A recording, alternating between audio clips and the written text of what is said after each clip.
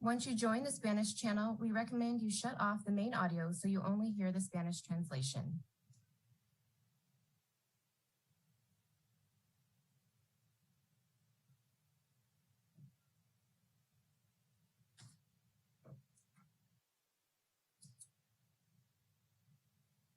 Charles, would you be able to restate that in Spanish, please?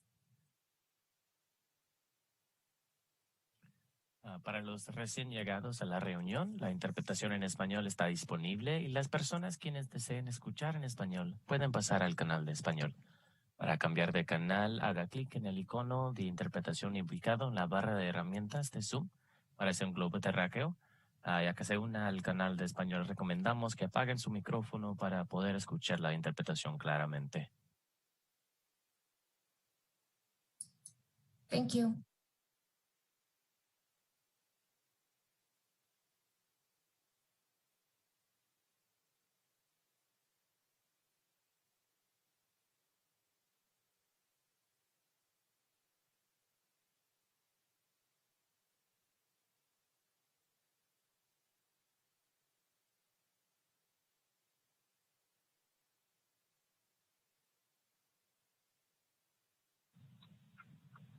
Good morning, Vice Mayor. Good morning, Greg. I didn't do my homework. Good morning, everyone. You don't have to tell it all at once.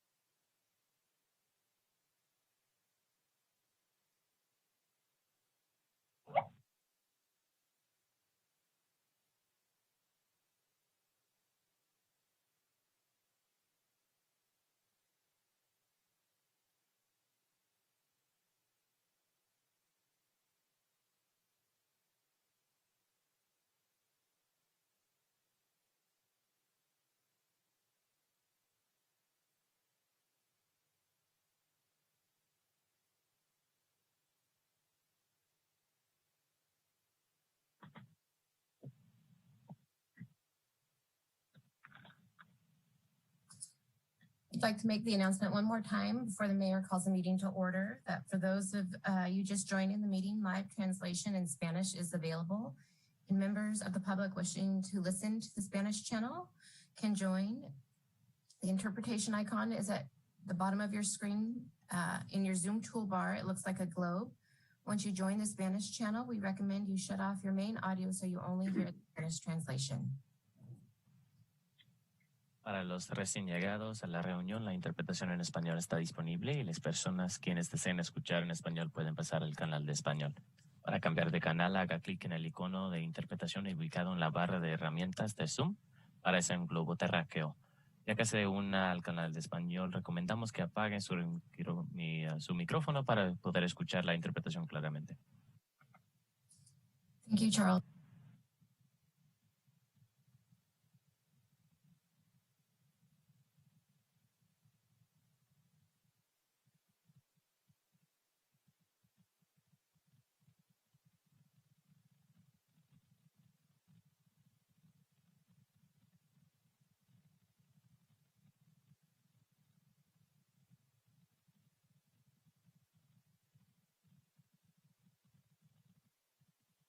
Here's this assistant city. Now, here goes Tippett, where are you? There you are. Rosa show. It's in the Rosa show.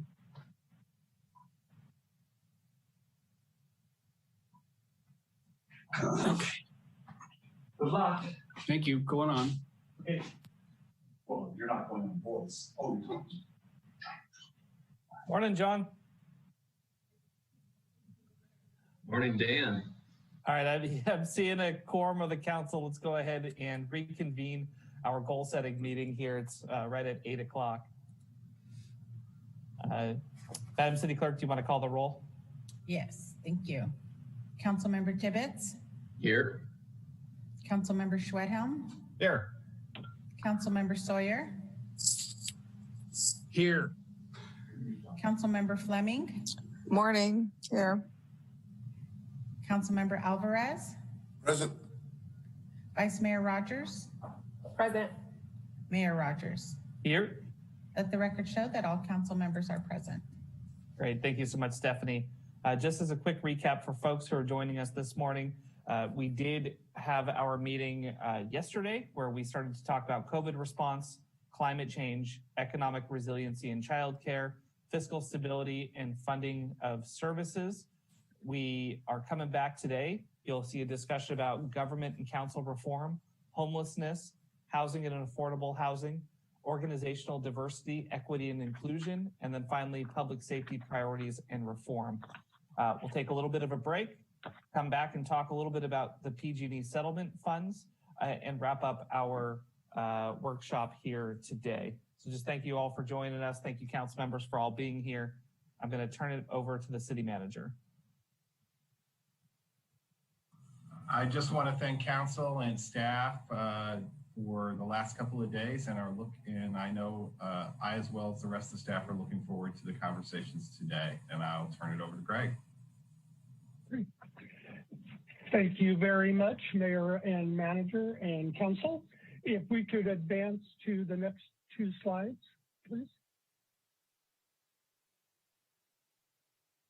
And there we go. That's the public hearing on Wednesday night that the council garnered quite a bit of public comment about the priorities facing the city. Next slide, please. And as the mayor mentioned, here's the work we did yesterday. With the one exception of the communication style assessment, we dropped for time management purposes. However, I did want to let the council and staff know you all received the form last night to do the simple communication style assessment yourselves and send me the results. Some of you have already sent me results. And I will be providing that back to the city as a separate document just for your use in the future. And we will include it in our final report as well. So if you could just print out those sheets by Sunday night and send back your answers, that would be great. Next slide, please. And as the mayor just outlined, we are going to finish addressing the council priorities. As yesterday, we'll have an average of 25 minutes on each of the 5, and I'll be playing a little bit of a clock watcher for us to keep us on track. We've allowed more time for the discussion of the PG&E settlement, up to 45 minutes if the council needs it. And then we'll do a 15 minutes on just confirming the council's direction on the community advisory board composition before moving to wrap up. And the target adjournment time is noon, but if we're able to adjourn a few minutes earlier like yesterday, I'm sure the council and public wouldn't mind, and staff. So with that, we'll jump right into the work of the day. Next slide, please. As before, these charts show what the council said in the interviews. I'll briefly highlight those as we get to each item. Staff may offer additional comments in terms of work plan items that were raised yesterday for each of these, and then we turn it over to council for discussion and direction. And we're looking for what's most important for staff to include in the work plan, what needs to be done the first 6 months or in the 7 to 18 month time frame, or any further direction on these items that council wants to give staff so they can incorporate that direction into budget development and the work plan. So the first one up, as the mayor mentioned, is government and council reform. The interview comments are again listed in rough order of council mention, as I did yesterday. Several council members mentioned looking at the issue of compensation for council, given the workloads and volume of the job, and to ensure diverse representation. to follow through on the previously adopted open government reforms, including the tracking of the workload and cost impacts, as the council discussed on a number of items yesterday, to continue enhancing cooperation with the county. And that may have already been covered in the goals you discussed yesterday. A couple council members saying now that redistricting is fully engaged, looking at how that's working and any further modifications may be an issue for the future, and to mitigate any challenges that districting causes. Then we have the carryover work plan items of the Civic Engagement 101 videos. It was mentioned yesterday about charter changes, and while that was not brought up by more than one council member directly, some of the items such as council compensation would require a charter change. So it may have been an implicit reference previously. I know there was discussion yesterday by staff on the pursuit the council wants of redistricting and charter reform from the kind of minimum required to a full-scale publicly engaged effort on either or both. Staff did mention workload concerns, that trying to do both of those simultaneously as a fully engaged public process would be taxing, given the work is almost entirely done by the manager's office, clerk's office, and city attorney's office directly. The one other data point that the attorney brought up yesterday is that the census information won't be available till September, which really leaves just 5 to 6 months to do redistricting before the new districts have to be formed prior to the 22 election. So with that, manager or attorney, any additional comments from you before council starts providing their comments?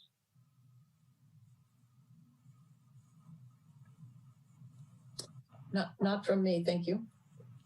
Not from me. Okay.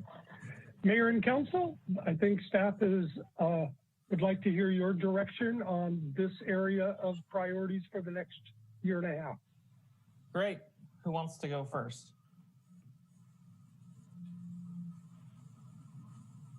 Oh, Tom, how kind of you.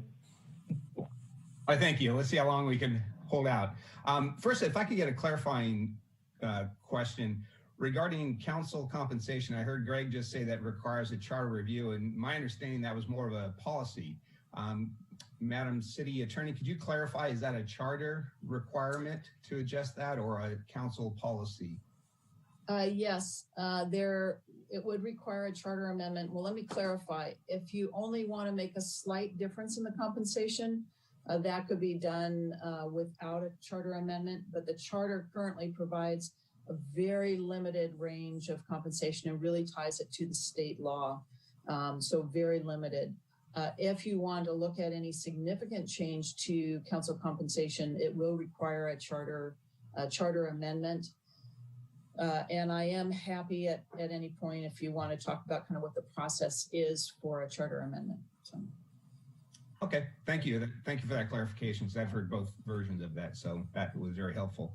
And then, Mr. Mayor, I wanted to have a conversation about some of the district-based potential challenges that we have. Is now the time, because I heard Greg asking for feedback about each of these versus operating procedures amongst our colleagues? I'm happy to include that here, but I see the city manager also unmuted, so he might have input. Yeah, I mean, one of the things that that I had requested yesterday is understanding a little bit better, since there's significant overlap, and I can't remember if Councilmember Schwed, if you had stepped out at that point. There's significant overlap between the redistricting conversation and the opportunity to address the charter, and I think, again, I'm concerned that we have the resources to support two full public facing. And so I was trying to figure out where council was going to prioritize each of these conversations, especially based upon what we learned last year, just yesterday from the city attorney, that the census data to approach the redistricting conversation will not be available until September with an April deadline. And I will, for point of clarification, I believe this is now the third delay that we've been informed of on the census data. So they keep pushing back the date of availability on the census data. We were supposed to already have it pretty close to it, I believe, in March. So that's the concern as the council contemplates the overlap between a potential charter revision and the district and the information we need to get from the federal government to actually engage in the district conversation. I just wanted to lay that out. And I do think that the council member was actually referring to how we all operate within our existing districts and communicate and coordinate. And if I may, when we get to the point where you want to talk about either a charter amendment or this redistricting, the redistricting process, which is again separate, I understand, from the discussion of how are things working with district-based council members. But I'm happy to kind of walk through what the workload is, what it entails, both to do the redistricting process and to do the charter review. So if that's of interest to the council at any time, I'm happy to do that. And Mayor, I might add, this council through this retreat, I believe it was 2 or 3 years ago when you were first moving to districts, started the discussion of how would a districting system work. And having worked with other cities who've had to move to districts, it will be ripe this next year to have that discussion about how is the district approach working and what can be better done. If there are particular concerns the council member has about districting, it might be good to raise those now to tee up the future discussion that is probably going to be ripe in 6 months or certainly by this retreat next year. So thank you for that, Greg. So I think it is teed up, and I think it's easiest just to use the example. When it's a district, an issue is related to one specific district, but all 7 of us on the council have a voice in it. And I'll just use the recent example of the Bennett Valley Golf Course. The mayor also is in that unique situation where he is the spokesperson for the entire council.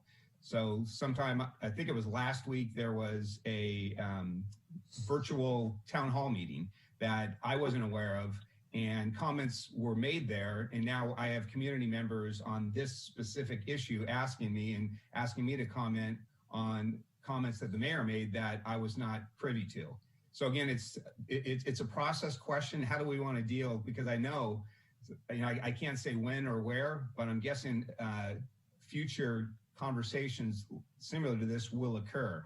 And so I was just hoping all 7 of us could have a working understanding that if one of us is choosing to do a virtual town hall, say, do we let everyone know or do we just let the district representative know? Because I know Mr. Sawyer was made aware of it.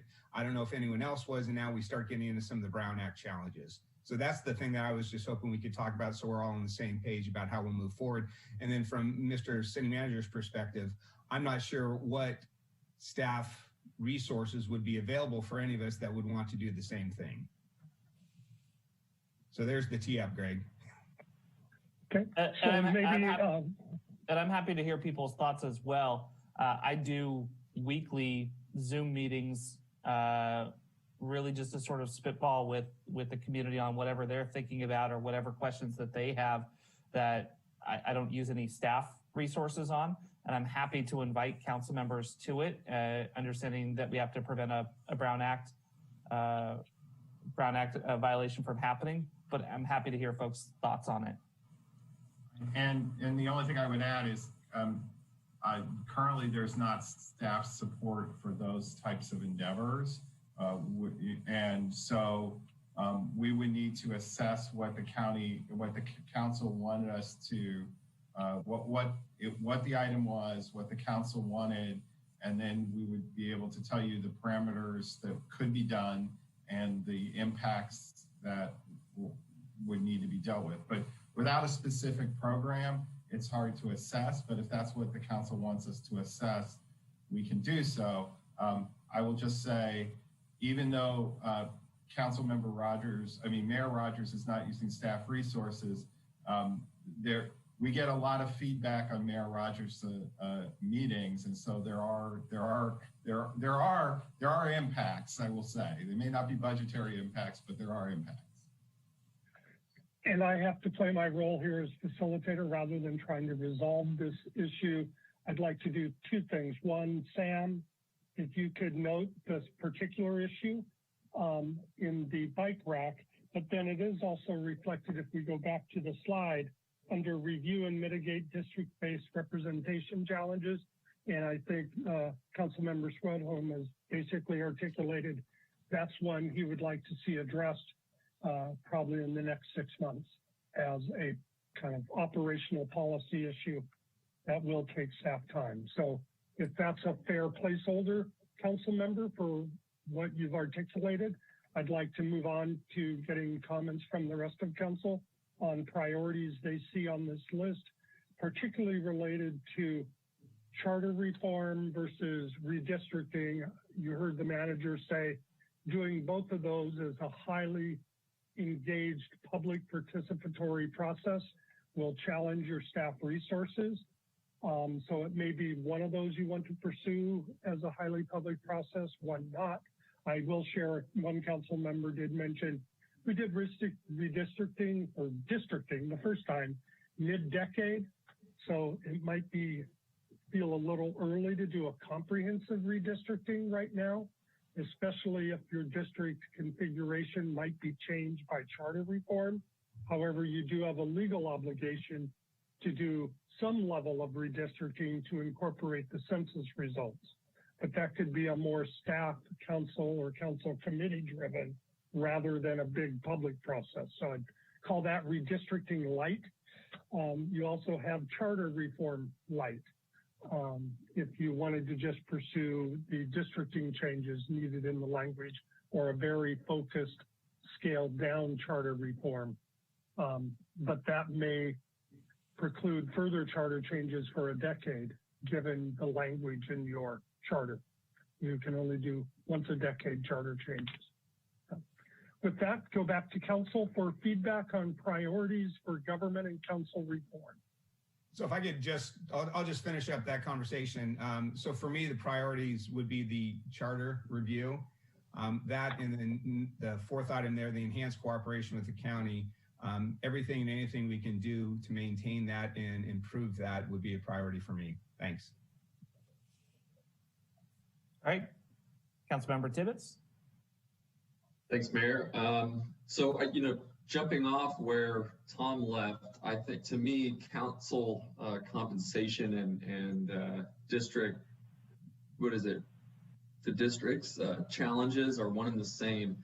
And the reason why I say that is because it is I think a time-based challenge for a lot of us, certainly me, as somebody who works, and we have a growing number of working council members now.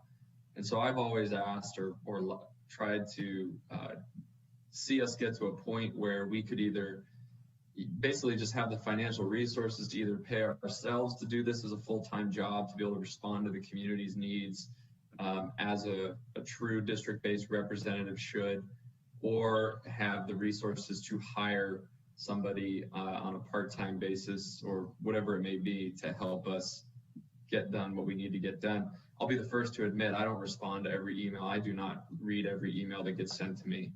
And I wish I could. I just can't. But I don't think that that's me serving my district to the best of the ability of district-based representatives should. And so when I'm looking at those two things, I think that we should basically commingle those two issues and look at them kind of comprehensively.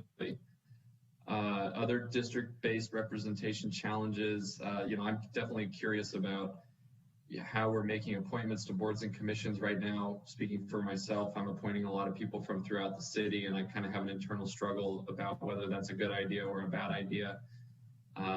Maybe I would welcome a discussion about that. Follow through. So I would put those two at kind of priority, in the top tier priority. We are a fully district-based council now. I think that we should really have a plan for how to be that to completion. The open government reforms should also be number one, because I heard this council, I think it was unanimously say a couple of months ago that we need to track our progress, track our impacts, both fiscal and time. Enhanced cooperation with the county. I'm a little intrigued to see this on here at all. I think that should just be our disposition and everything we do with our interaction with the county. I know that it can be very difficult, but you know, I think we should either work with them or not. And when we work with them, we should cooperate to the best of our ability and our financial interest.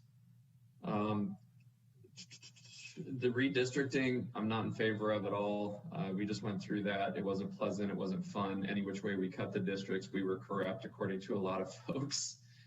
So I would just like to see us obviously follow the law and do what the law suggests, but boy, that's a messy deal. Review and mitigate, oh, that's the other one, sorry, disseminate civic engagement 101 videos. I think that's a really cool idea, but I just don't see that as being high on our to-do list with everything going on. And pursue 2022 charter changes. I think absolutely. I thought we were pursuing that in 2019 in anticipation of 2020. I think fires and PSPS got in the way of that, and I understand the support that we had to defer, but I'd like to get back to it. And that's it. Thanks. Just a point of clarification, Councilmember Two, is the earliest you could legally pursue it was, a first time it can be on the ballot charter reform was November of 2022. Oh, okay, well, thanks for that clarification, my mistake. Madam Vice Mayor? So going down the list, I would say I would like to consider compensation for council members. I, being a mother and working multiple jobs, you will often, in the community, will often get emails, my response at 1, 2 o'clock in the morning, just so that I can read the emails and get back to people, which I do. But it would be nice for council members to get compensated accordingly to the number of hours that they put in. In addition to that, it allows us to have an increased diverse council, because everyone cannot sacrifice going to work or have the flexibility in their work schedules. I think it's a great idea to follow through with the open government reform and to track the workloads and cost impacts. I don't really see redistricting. I'm not sure why we need to do a full redistricting. I don't know what's wrong with it, but maybe I'll learn that as we go along if we decide to do that. And definitely think we need to pursue the charter changes. So. Okay, Councilmember Sawyer.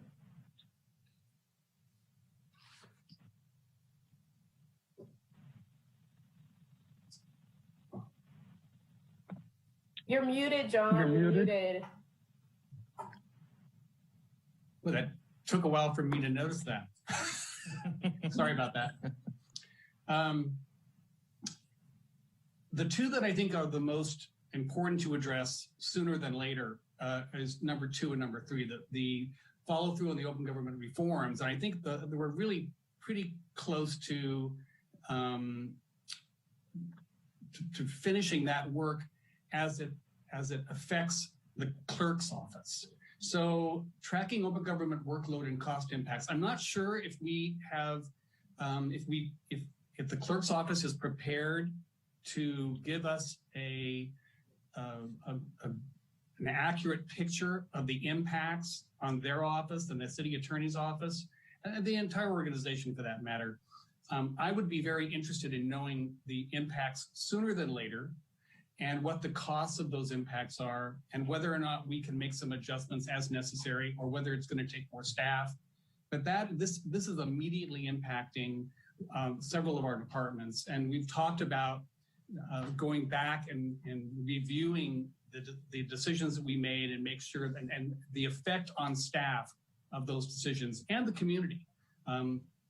So I think that's pressing to me. And whether we have dealt with it long enough for the clerk's office to know we would only know through talking to that particular department and the city attorney's office. All of those that are most impacted by the decisions that we made. So those rise to the surface for me. I'll touch on the others. Considering council compensation, absolutely. It'll be very interesting to see how large of a mountain that is to climb with the community. There's a tendency not to want to vote to give council members increased wages, but that is, or compensation. That's been a while since that conversation took place. So maybe the community is understanding the impact that has on our diversity and our ability to attract people to serve the community. And one should not have to make a decision between serving their community and their ability to work. So even though it's hard to know how much that would be, when it would start, who would be affected by it. There's a lot of conversations that would have to take place, but I've been a proponent of that for a very long time. The enhancement of the cooperation with the county should be always sitting in our minds as something that we need to enhance wherever possible. The redistricting as necessary, once the census is finished and they force us to look at our population balance, then we may have to do some redistricting, but that's as required is perfect. The district-based representation challenges, I think Councilmember Schwedhelm indicated one that would be a good example of something we need to discuss. And I think that's probably it, but I really am interested in hearing back from those affected departments what the open government decisions or reforms that we've already put into place, how their departments are being affected and what kind of impact it's having right now, and whether or not they've lived with it long enough to know what kind of changes might be important to make on the decisions that we made. That's it. All right, thanks, John. Councilmember Alvarez. Good morning, everyone. In regards to the city council compensation, I believe that it provides an opportunity for those that are better prepared to lead and serve than I would be. And I would invite those individuals to the dais and really provide them a living wage, something where they don't have to worry about starving while they're trying to represent their city. So I do see the importance of the compensation. In regards to the follow through and open government reforms, I think very good points were made. I know that we've done a good job moving forward, especially with the Spanish translations and really being inviting and inclusive. I really have to give props to the city of Santa Rosa to being at the forefront on this issue. But we do strive for that excellence, so there's always room for improvement, right? Tracking open government workload and cost and impacts. I think on this issue, my job is to listen to city staff, and no one's going to know the workload and the tasks that they see better than they. So on this one, I would definitely take a listening approach. Enhanced cooperation with the county, being that Vice Mayor Rogers and myself are from the new district, there's definitely loose strings that I would love to see tie up as it's a commitment that we made in the pre-annexation process, such as the investments, the cooperation of road repair. So I would definitely like to carry on that conversation and really maintain the teamwork mentality with the county. In regards to conduct city council district redistricting as required. Again, I'm from a new district. I would hate to see us redraw the lines. The people of District 1 are barely getting used to the lines that they have now. I definitely want to let the dust settle before we decide to shake things up a bit. So I'm a little bit weary of that. And in regards to the review and mitigate district-based representation challenges, Councilman Schwalham brought up great points in regards to, the Banner Valley Golf Course is just one of them. I know that I was actually planning to have a listening session with them as well. I think it's better that I pull back a little bit and see what my fellow council members feel about the process. And Tibbetts, Councilman Tibbetts brought up another great point about how we seek our representatives, our council, our appointees. For myself, I want to work on a tutelage or mentorship program where I am inviting people that have never served on boards to be shadowed or shadow those individuals who are experts in their field. So I definitely would like to have the at-large capacity to be able to pull people from throughout the city of Santa Rosa, especially to serve and teach those that have, again, never had a taste of local government. So I definitely see the importance of that, and I am a perfect example of that. So I definitely understand the challenges that maybe the inexperienced have. And I think that's it for now, but I thank you. All right, Councilmember Fleming. Yes, thank you. This is really important and interesting stuff. I have a couple of clarifying questions for the city attorney.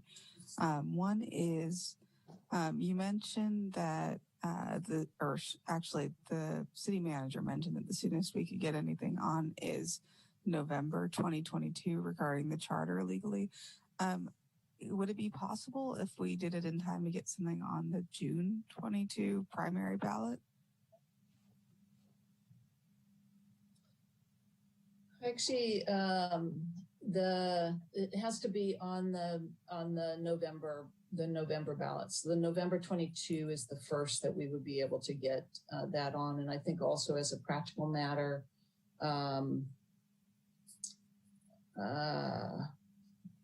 it would be, even as a practical matter, it would be very difficult to get in the spring election. But under the charter, we need to put it on the primary November election. So okay, thank you. And then when you said that the council can change our compensation, but it's very narrow, the amount that we can do, can you speak to what you meant in more detail? Yes, and I don't have the exact numbers or percentages right in front of me, although I could get those easily. State law very much limits how much increase you can have in council compensation over time. And it's very limited. My recollection is it's, maybe it's 10%. Don't hold me to that, but it's a very low percentage that you could raise your compensation. Given that your compensation is so low, it would take obviously considerable time to make any significant difference on that. If you want to make a more substantial change in compensation, it will require a charter amendment. Okay. Well, thank you very much. So directly to the compensation issue, especially, if we had, and is that a per annum thing, the percentage, regardless of what the exact percentage is, Sue? Yes. Okay, thank you. So I'll dive in with compensation, which, I echo what all of my other council members have said and want to say that, had we been raising it 5 or 10% a year for all this time, we would probably be at a living wage. And so I think that we need to be proactive and do what we can and then bring the bigger jump to the voters. But if we start to make it policy that we do a cost of living or whatever we can under state law, then at least we can begin to mitigate the fact that every year, every month that, the paycheck that we get just is less and less valuable and, really is kind of just lunch money. But so I think that that's really vital for us to be able to have a responsive and representative workforce on the council. And I'm hopeful that the voters will understand, in the wake of the Tubbs fire and the ongoing issues, just how much our council works. So to me, that's the number one issue that I see coming. And then the charter review dovetails really nicely with that. And I, for one, can't wait to get started on that. Redistricting, I understand we have a legal requirement to do it and it might have charter implications. And to that end, I was really disappointed to hear that the census data is coming in later than projected, but I think we need to charge on with the charter review and then respond to the census data maybe after that or in a light way. Redistricting doesn't sound like any fun. I'd rather have dental work done, but we do have a responsibility to do it, and I've never been one to shy away from the difficult discussions that we need to have. And so, but that one is one that we don't really have a lot of control over time-wise. So figure we ought to deal with what we can, which is really that charter review. And then, of course, like the Open Government Task Force, I think that, city staff needs to let us know what they need to let us know so we can be responsive to them as we promised we would be. And enhanced cooperation with the county is really vital to our mutual success, but I find that that's a really nebulous goal. And everybody always talks about wanting to cooperate with the county, but when the rubber hits the road, there's, tons of county organizations or departments, and there's tons of city departments. So I'd like to see that more fully fleshed out, operationalized in order for me to, I support it in spirit. I'm not sure how to support it in practice. And, the mitigate the district-based representative issue, I really feel strongly that district representatives, appointees in particular, should come from the districts that they are appointed by. And I think that this gives us a chance of having a more representative workforce. But I understand also that it's not easy, but I think that we're called upon to do the work of finding people and working within our districts in order to get people into boards and commissions, and also to help generate the next group of people who will fill our seats when we're no longer in them. Especially would like to see the cab seats aligned. And then the Civic Engagement 101 videos, that sounds like a sweet idea. I'm not sure that it rises to the level of this conversation. I think that that's maybe something that, the Community Advisory Board could do, or, could be a project for the junior college or the high school, something that could be more citizen driven. I'm not really sure. It's just interesting to me that that's on here with a list of like the charter review, but it's a lovely idea, and I don't have any issue with it except that, bandwidth, but if it's helpful for people to get engaged, I'm open to it. Thank you. Sue? Oh, thank you. I wanted to clarify, I did pull up the statute. So this is on council compensation. The state law sets for cities between 150 and 250,000 in population. It's $800 per month.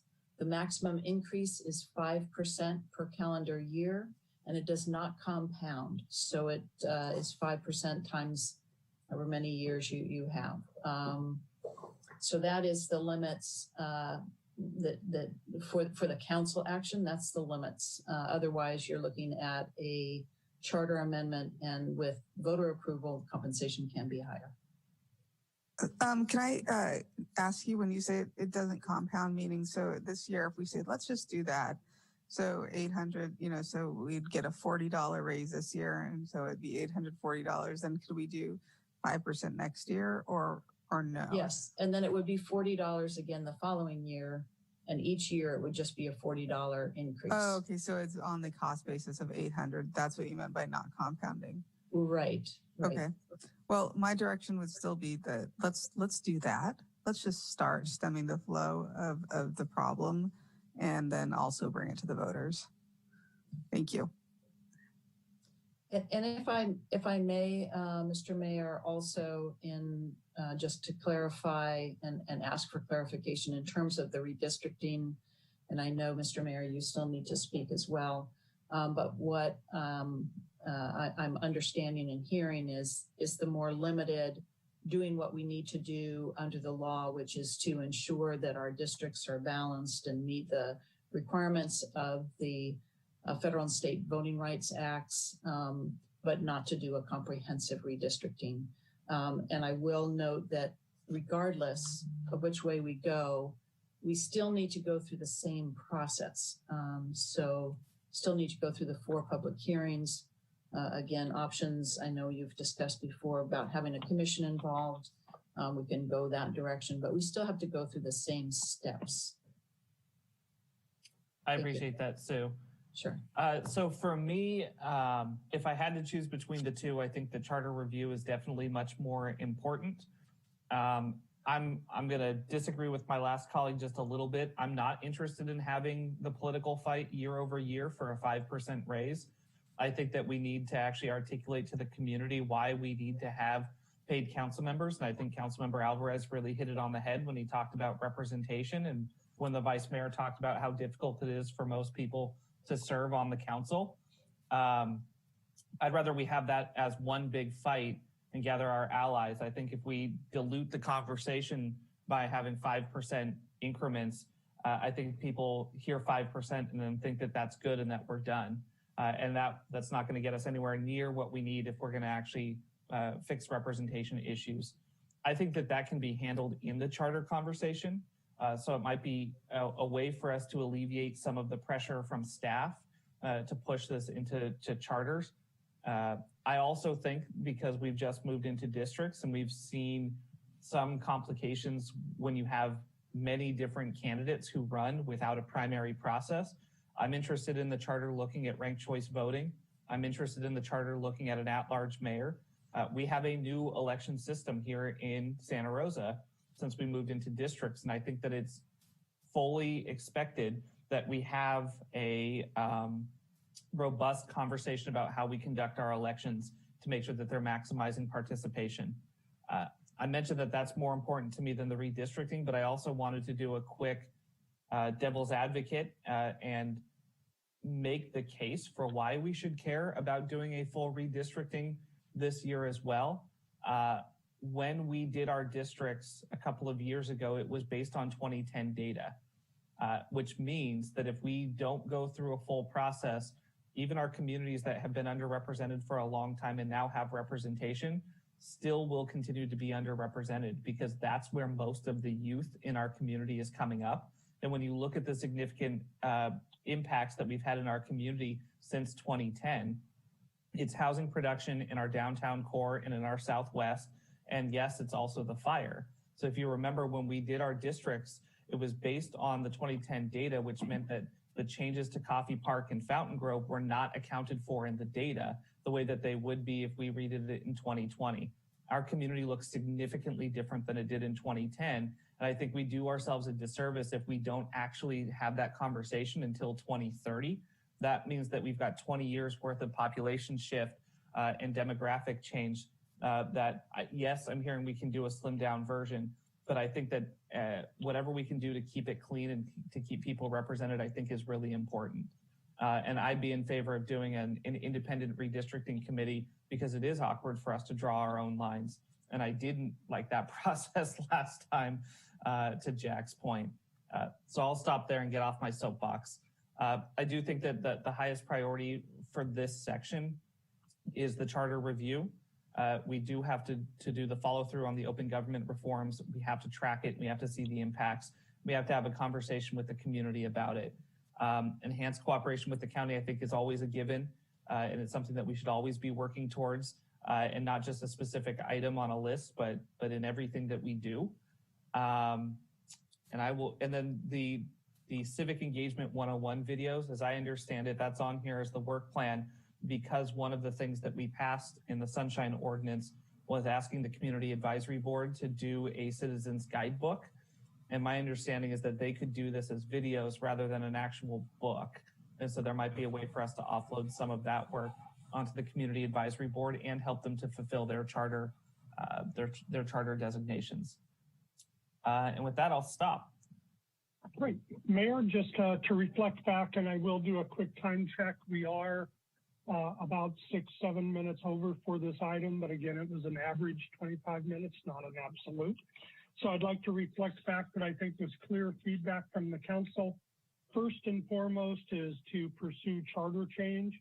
And I think we'll have to come back to council to get a scoping of what's to be included in that. Compensation was clearly raised by a majority of council as one issue, that other issues came up as well. Plus, you do have a change you have to do regarding your move to district elections. So that's part of the driver. So we already know compensation, the district-based elections needs to be reflected in the charter change, and other issues came up that the rest of council didn't have a chance to comment on, be it at-large mayor or ranked choice voting and other issues. So that's item one. On redistricting, the flip side, most of the council said, do the minimum that's required, and a lot is required. You're going to have new census data for a decade of change that's going to force some district boundary changes.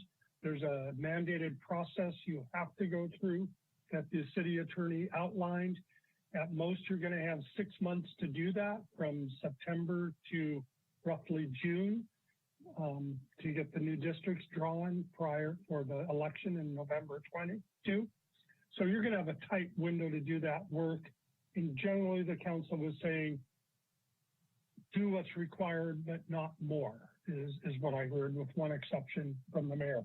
Then the other issues, the county one, I heard most council say it's important, but it's important as work you do. And it was brought up on 2 items yesterday.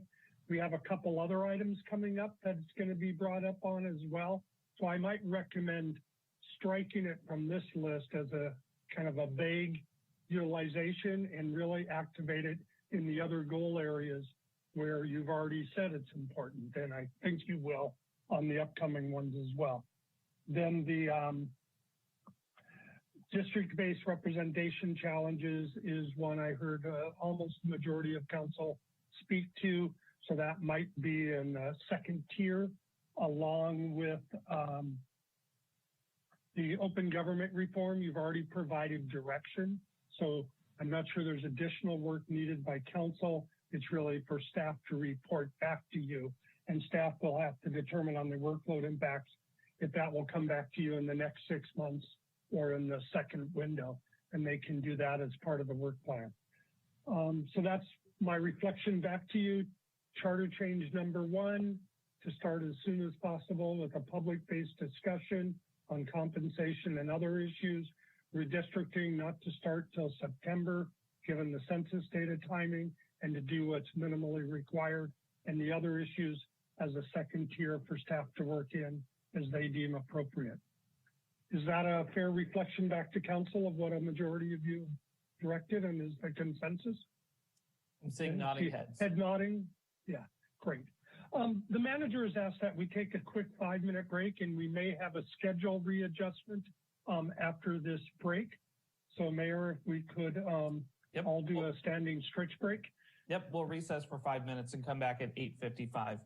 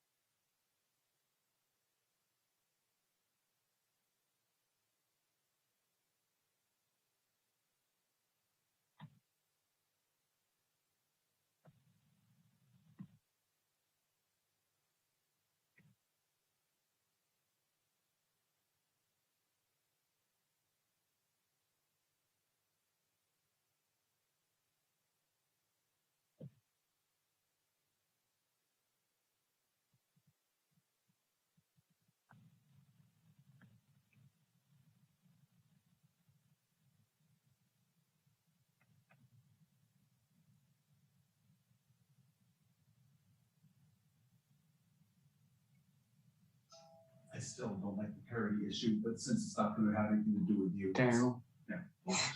You're unmuted, John. It's all good. We're coming back. Madam City Clerk, do you want to call the roll? Thank you. Councilmember Tibbetts. Here. Councilmember Schwedhelm. Here. Councilmember Sawyer. Here. Councilmember Fleming. Here. Councilmember Alvarez. Present. Vice Mayor Rogers. Present. Mayor Rogers. Here. Let the record show that all council members are present. All right, Mr. City Manager. Yeah, we need to do a little adjustment to the schedule.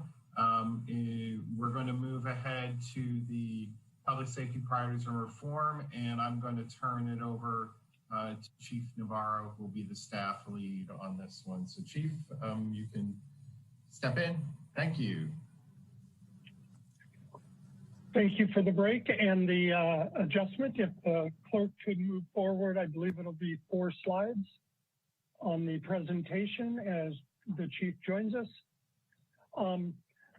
Again, this is a reflection back of what the council said in their interviews, as well as what was previously on the work plan staff had presented. Mr. Mayor, for time management purposes, after we hear from the chief, if he has any additional comments on this list and workload impacts, I'd like to recommend that the council focus their comments on what's most important rather than speaking to every single item on the list. That will help in the prioritization of the issues. So just to walk through what the council said, a lot of recognition that beyond the CAHOOTS model, a lot of the work needed by the police department could be incorporated into the DEI priority that we'll be discussing later. Due to the schedule shift, we haven't dealt with that yet. But that could also be a forum for the trust issue between the police and the community. Lots of interest in the CAHOOTS model. Council members brought up mental health services triage. While mental health is typically a county function, it is an issue that can often be addressed first rather than police response. And then some interest in the police auditor function. And those issues were all mentioned in the staff report yesterday. Chief, any follow-up comments before the council discourse? Thank you, Greg. I think you're correct. Just a lot of these can be lumped together. We are doing a lot of work and planning with our. We think our community ambassador team will work well with our ability to reach out and do additional community engagement once we get to that point. And we do have a team that's working on that. Many of these are going to be based on our, again, our ability to address this with our management, and as they will be coordinating some of the work done with the CAHOOTS model, and also our work with the SEED collaborative. So we are prepared to be working on that, but it's going to fall largely on our management. And our trust in community, building the trust in community, again, goes back to the staffing that we have, and balancing our needs to respond to calls for service and emergencies, and having adequate staff to be proactive in those engagements. And then I think we talked about the police auditor. We are prepared to, we're working on our RFP at this point, and that should be coming forward within the next 60 days. So I would mark it that it's kind of the coordination with the SEED project, the CAHOOTS, and the auditor are probably both or all three in the first 6 months cycle, and ongoing for that work. Okay, great. Let's hear from council members. Again, on what's most important for you in this priority area, so staff can respond in the budget and the work plan. Great. We'll start with Councilmember Fleming.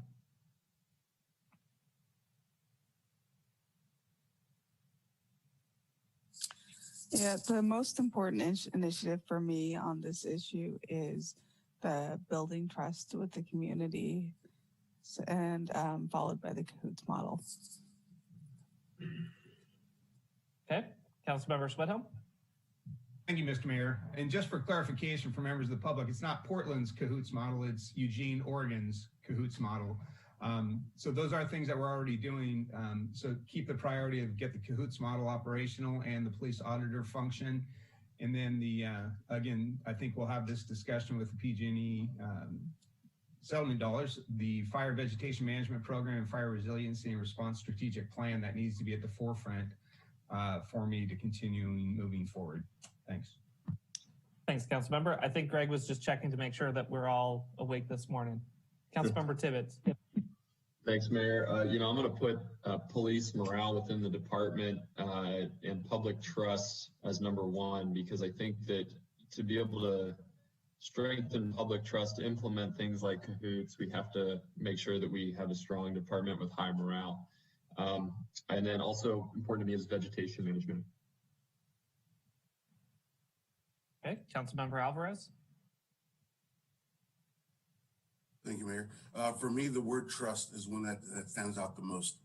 In order to achieve that, I personally feel that it is implementing the Cahoots program where we are lessening the load on our law enforcement so they can go out in the community and build the trust and nurture relationships.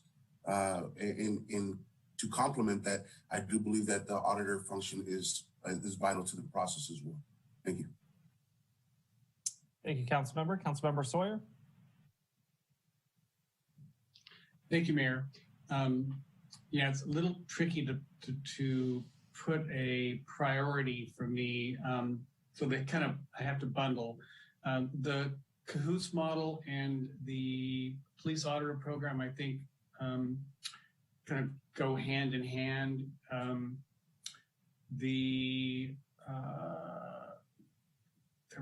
As far as the morale goes, I'm very concerned about it, but I think once we have the conversations around the auditor and how that's functioning, the Cahoots model and how that is functioning, I'm hoping that through that we will be able to help with the morale issue while we build trust between the police and the community. So these, to my mind, it's a mosaic, and these are all tiles in that mosaic that when placed properly will be an attractive solution and result. So they're very much interlinked as far as I'm concerned. I did want some clarification on and maybe we can finish, or I can ask this at the end, with Greg telling me where he heard the overlap and where they do really intermingle, and they wouldn't necessarily be standalone projects, because they are, so many of these, as far as police go, are interrelated to my mind. It'd be hard for me to suggest that if we don't build trust or if we don't get the Cahoots model going, that we might be still affecting the morale. So they are very much connected, and I would like to know what could actually be pulled apart from that, and if not, how we work on all of them simultaneously, given staff restrictions. So, and then finally, I think the fire vegetation management program is I think vital as far as the fire section of this. So I think I'll just stop there. Mayor, just to respond to the councilman's comment, the language that's in bold is a reflection back to council of what council told me in language comparable to what the council said. So I think the council member is absolutely correct. There is overlap between these and clear linkage between these, as well as with some of the other priorities. I do think the building trust, the morale, the police auditor function, and the work with SEED under diversity all do blend together, and they are overlapping. I think it really comes down to staff hearing from council what they see as most important on this list, so they can build a work plan within the operating constraints they have of all the other work they have to do. And we've already heard the chief say the auditor function is moving ahead. and I believe Cahoots and DEI will also move ahead. So those may be the three primary vehicles that is within staff's capacity to drive ahead over the next 6 months. And I think it is an overlapping issue. Clearly, several council members have mentioned making sure police morale and police input is part of all those processes. And I think the way it's structured with the chief as your lead provides for that. Maybe we should hear from more council members, Mayor. Well, can I get just a clarifying comment? Under the pursue Portland, not Portland's, but pursuing the Cahoots model. And then the very last item here is the mental health response model. So is that allows us to consider a different model, but it's still a mental health response model. So they're both on here. Was that intentional, that regardless of whether it's Cahoots, that we need a mental health response model? So is that what I'm seeing here? Because those are, it looks like a duplication to me.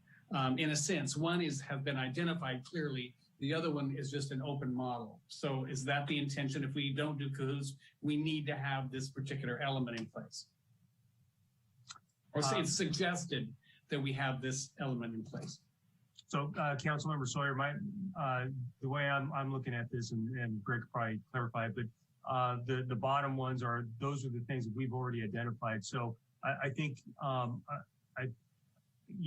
think we're very much in line and understanding with what the priorities are of the council, and those are the reason they're duplicated is one is we realize this is what we need to do. And another one is coming from the interviews.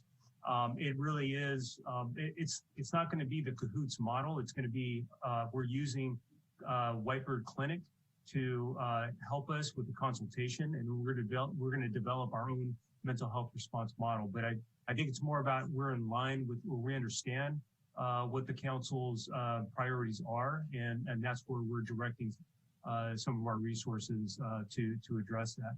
And to your question about morale, I think you're right. All of these do impact morale. There are a lot of external factors that are also going to that tie into morale that are outside of what we can do operationally. But those are some of the things that we're going to be looking at, and all of these do somehow tie into each other when in regards to public safety and providing service to our community. Yeah. Thanks, Chief. Vice Mayor? So I definitely think that building trust between our law enforcement and our community is a big thing. I think that will coincide with morale for our officers. In order to do that, I think that we need to have the ability for them to train, which means we need to have enough officers where we can take officers off of the streets and off of what they're supposed to be doing so that they can train. We need to have the staffing available. And also the auditor and the Cahoots is definitely, I'm all on board for that. So I think that needs to be of high priority, and we need to continue on the route that we're going, hopefully to implement, and then looking to expand the program as soon as we get our bearings with the initial implementation. And fire and vegetation is also high on the list. We all live through it and we know how it works. So we need to try to get ahead of it. All right, I think my comments are pretty similar. I think, like we discussed in a couple of these yesterday, such as the climate action plan, I'm very comfortable with allowing the subcommittee to really hear from the community and prioritize as they bring things forward to council. I think that's why you have the Cahoots model and the police auditor moving at the time that they are, is because that's what they've heard from the public, and that's what, talking with the department, they've found to be achievable. So I don't need to mess with that. I do think the fire vegetation management program and fire resiliency response. I think that those are high priorities across the entire organization. And I know that public safety plays a huge role in that. And so I'd put a plug in for those as well. So Mayor, if I can reflect back and for the chief as well, clearly trust building is the language the council's used a lot through this morning's discussion. And under that language comes the CAHOOTS or mental health model that's appropriate for Santa Rosa, as well as the auditor function, and recognizing that all of that requires a strong police department with high morale.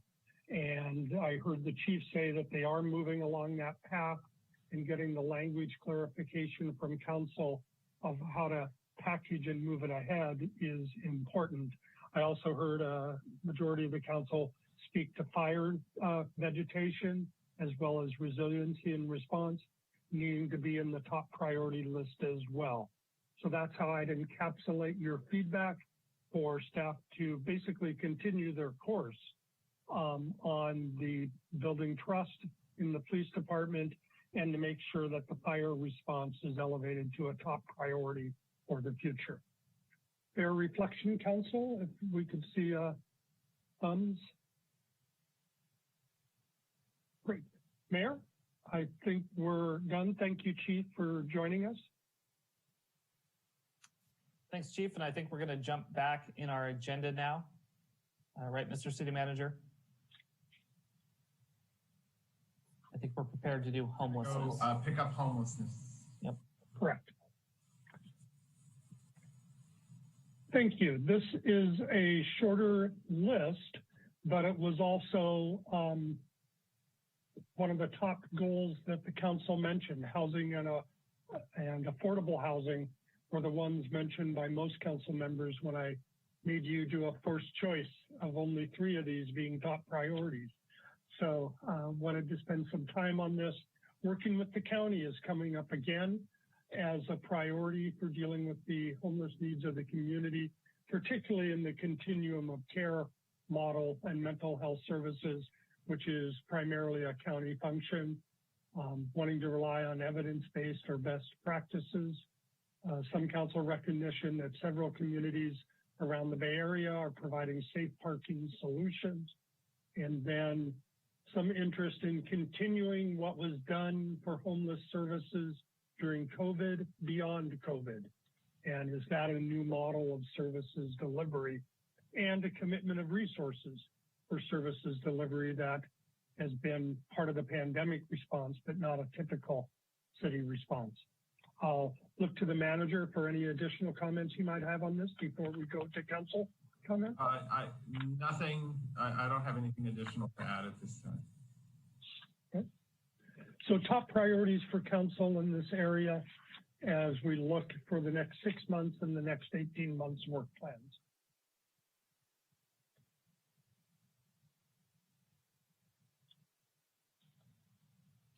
Seeing a couple hands pop up. Councilmember Fleming, I think your hand's been up the whole time, but that means I'm going to call on you first. Oh, that was a mistake. Please move on to the next person. All right. We'll start with Councilmember Tibbetts. Okay, thanks, Mayor.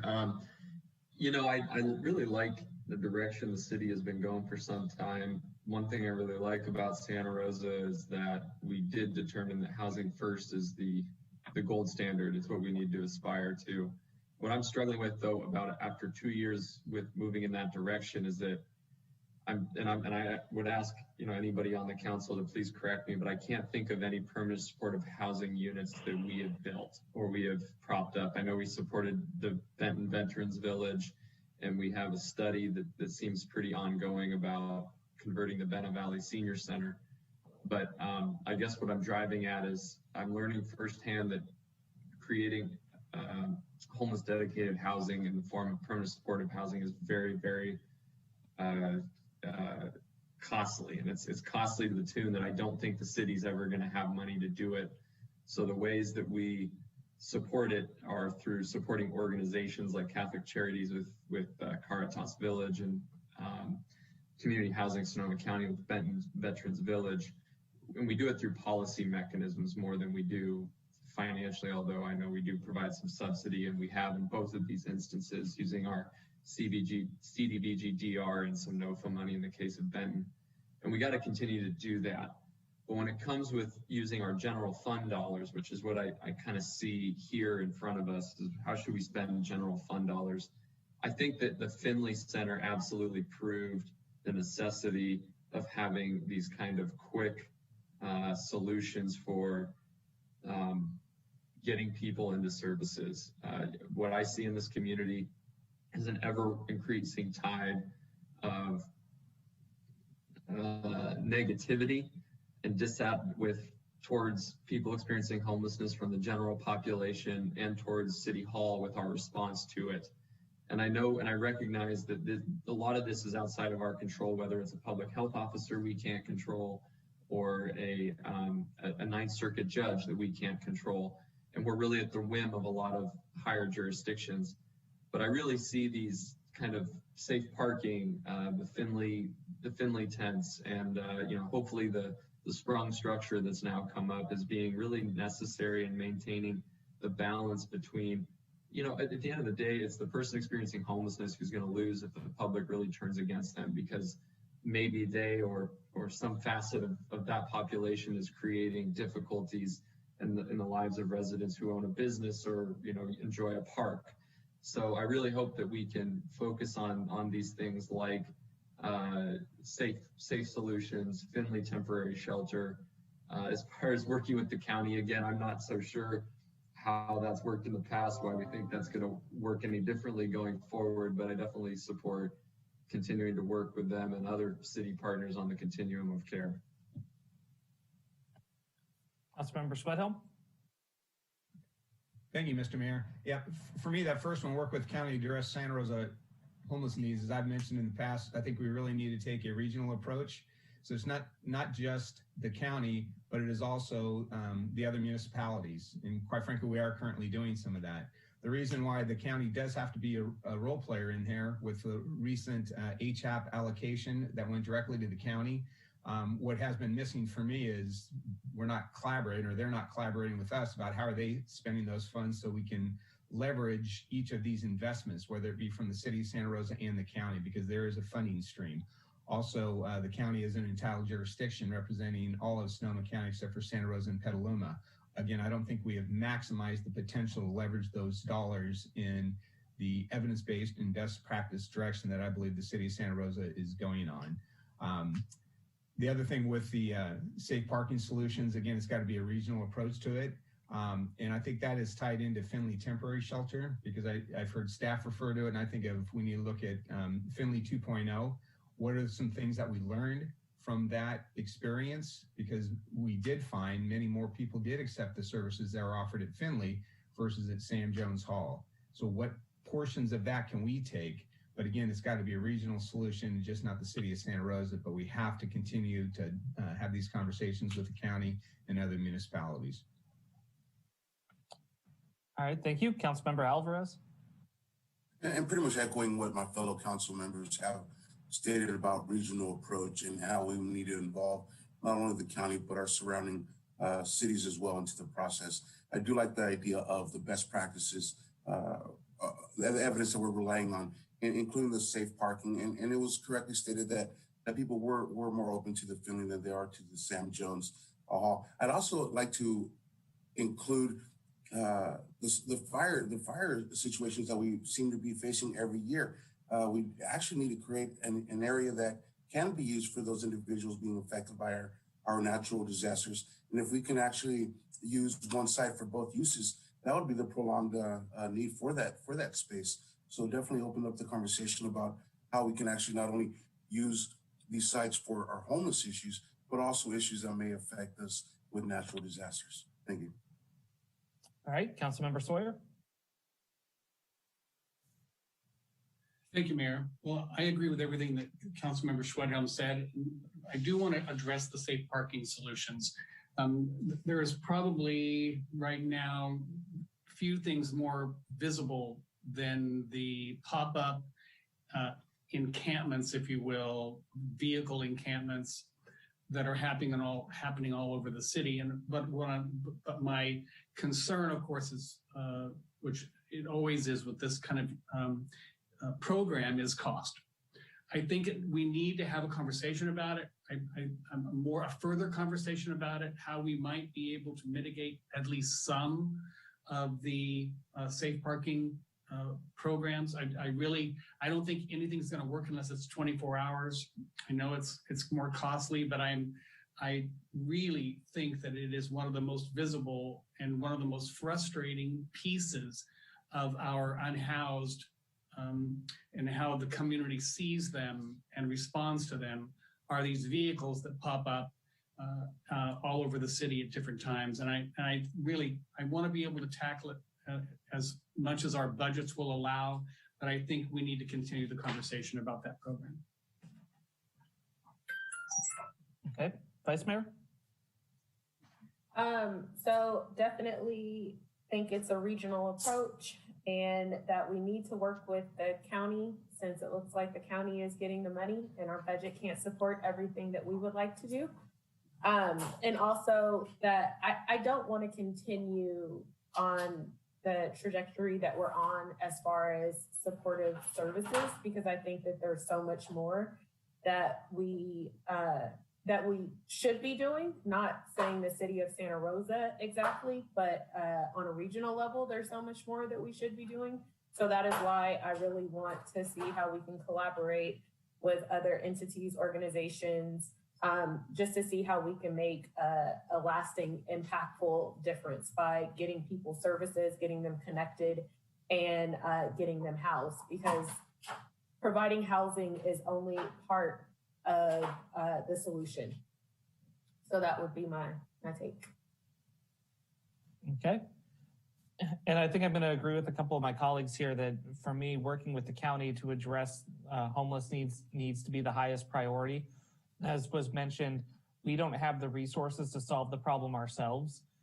And doing this as a truly collaborative, truly regional effort, I think is the highest priority for me.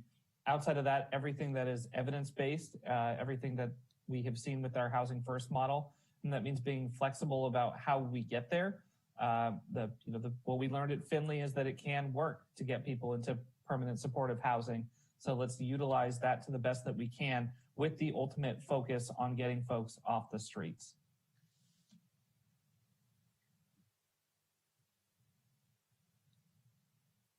And Greg, you're muted. Yes, I just unmuted, thank you. The overwhelming feedback from the council was to pursue efforts here regionally, which means working with the county as the funding source as well as other jurisdictions. And it's for almost all of the homeless solutions, from continuum of care, evidence-based best practices, even safe parking. But in terms of the last two, some council interest of the city offering what can be afforded on an ongoing basis beyond COVID, given the resource constraints the city faces. Mr. Manager, is that clear enough direction on where the council's priority is? I do see Councilmember Tibbetts put his hand back up. Did you have more to add, Jack? I did, and at the fear of throwing a wrench in the gears or talking out of turn, it's interesting. I think we, instead of making our priority continue to work with the county, I think that the council needs to have a really meaningful discussion about what does that look like? Because right now I get the impression from our city and other cities that I've spoken with on the COC that working with the county basically just means send them their money and do what the county says to do. And I don't think that's a viable path for a city as large as Santa Rosa especially. So I guess I'm changing my one opinion. Maybe council members would agree, but I think a meaningful conversation around, okay, let's define what collaboration truly looks like, division of resources, pooling of resources, things like that. And if we're not achieving that, then we need to figure out how to work with the state and others to carve out what a city as large as Santa Rosa needs. To follow up on the council member's statement, I think there are some critical conversations, and there may need to be additional political pressure applied to ensure that collaboration is taking place. So I think there's going to be plenty of conversations with the council exactly on those issues. I would like to assume that we won't need to go there, but that is definitely one of the things that may have to be addressed. Mayor, can I ask you a question? Sure. So for clarification, it wasn't that I don't want to provide services that we're providing. I just think we can't keep on this trajectory. Like, we need to provide more services and we need to figure out how to do that. I hope I stated it correctly. It's not that I want to get rid of the services. I just think we need to do more. Yeah, understood. I understood it, Vice Mayor. Thank you. So, Mr. Mayor, I think we're prepared to move on to the next one with some further council direction on the county relationship and building a regional solution, and what's the city's role in providing those services. Okay. Great. Okay. Moving now to. Can we have Claire Hartman, please? She'll be the staff lead. Housing and affordable housing. The other top-ranked issue that many council members noted was linked to homelessness as well. A lot of items on this list with a staff portfolio that's very consumed with many council priorities. So we will go to Claire after I've briefly summarized the council's interview results to look for what's kind of already in the works and where are the staffing challenges and clarification needed from council. Strong sentiment from council that we just need more housing at all levels. And the way to get that is to work with responsible developers for more housing that are willing to provide it at all levels. Many council members mentioned the opportunity for the county and city to jointly matching grant an agency to help build affordable housing.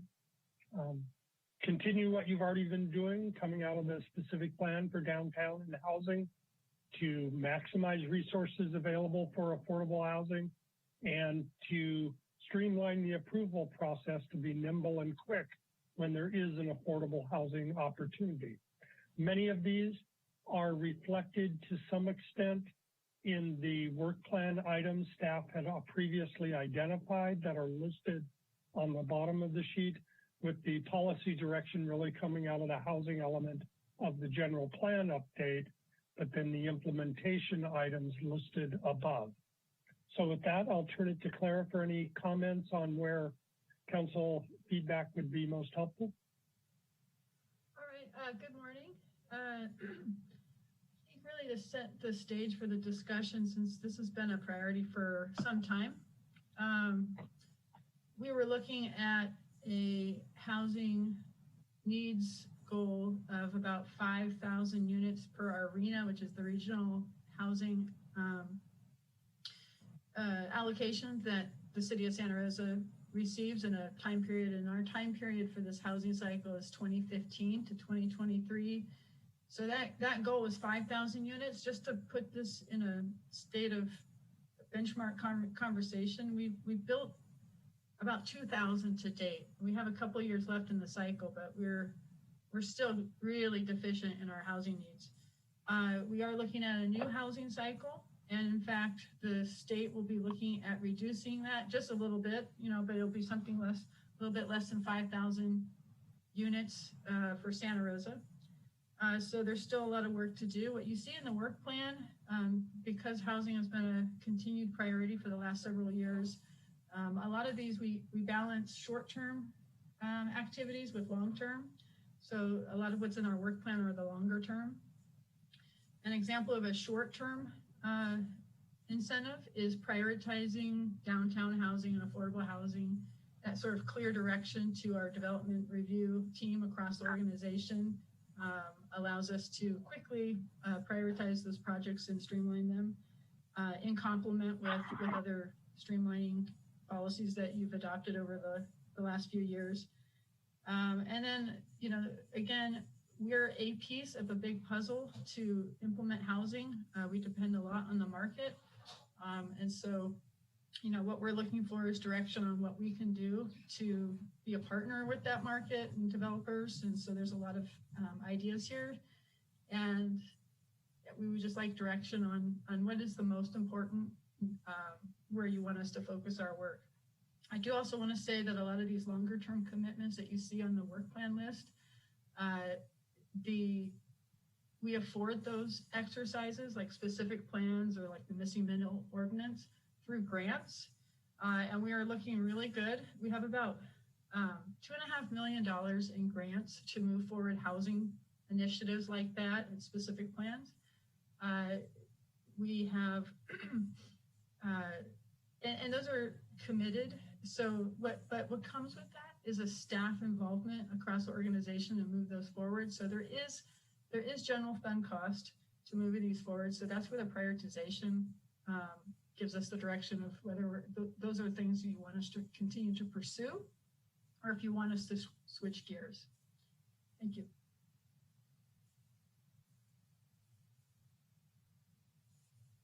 Back to the council for feedback on what's most important on this list, either by time frame or by tiering, however the council prefers, and we'll take your comments to come back with a work plan that's viable.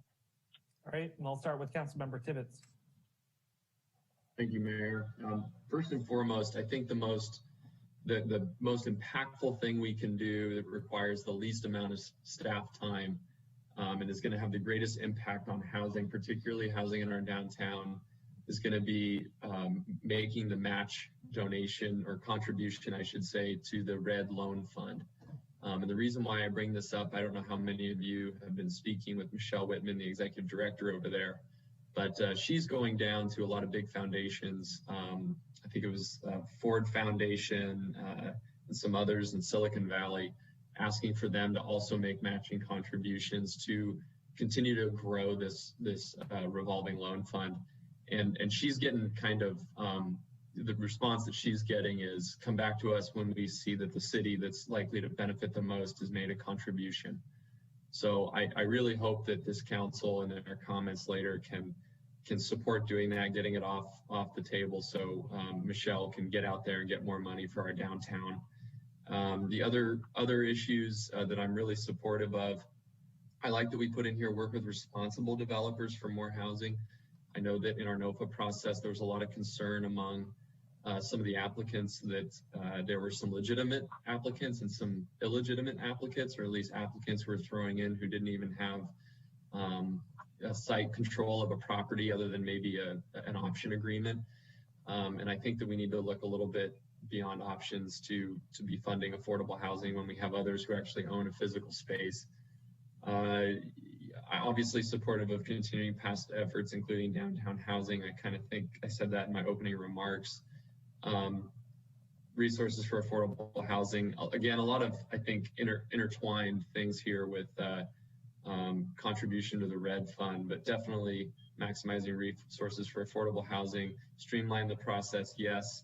Some of the things that I actually think might be the most important for Santa Rosa specific would actually be getting the downtown specific plan done, the general plan update, and one thing that I don't see on here that I don't know, I'd look to Claire maybe to back me up or tell me why I'm wrong on this, but another thing that probably should be on here is looking at doing the historical districts, and I forget what it's called. I was on the subcommittee that looked at the consultants to do this, but basically figuring out where our historical resources were, and our ability to get that study done is going to really help in that streamlined process and prevent somebody from getting really financially interested in a property only to find that it's encumbered with some historical value. And when we were on that subcommittee, it actually looked like it was a little bit underfunded to be able to capture the entire city of where a lot of these historical resources would be. So we might want to be prepared to up the ante just a tad on that study.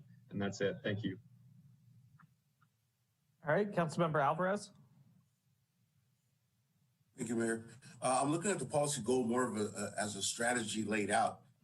If you were actually just to raise the pursue matching funds above work with responsible developers, I think we would have a perfect strategy as we would show developers that we are willing to invest into projects, and really the streamlining of the approval process is what really we could call the bait.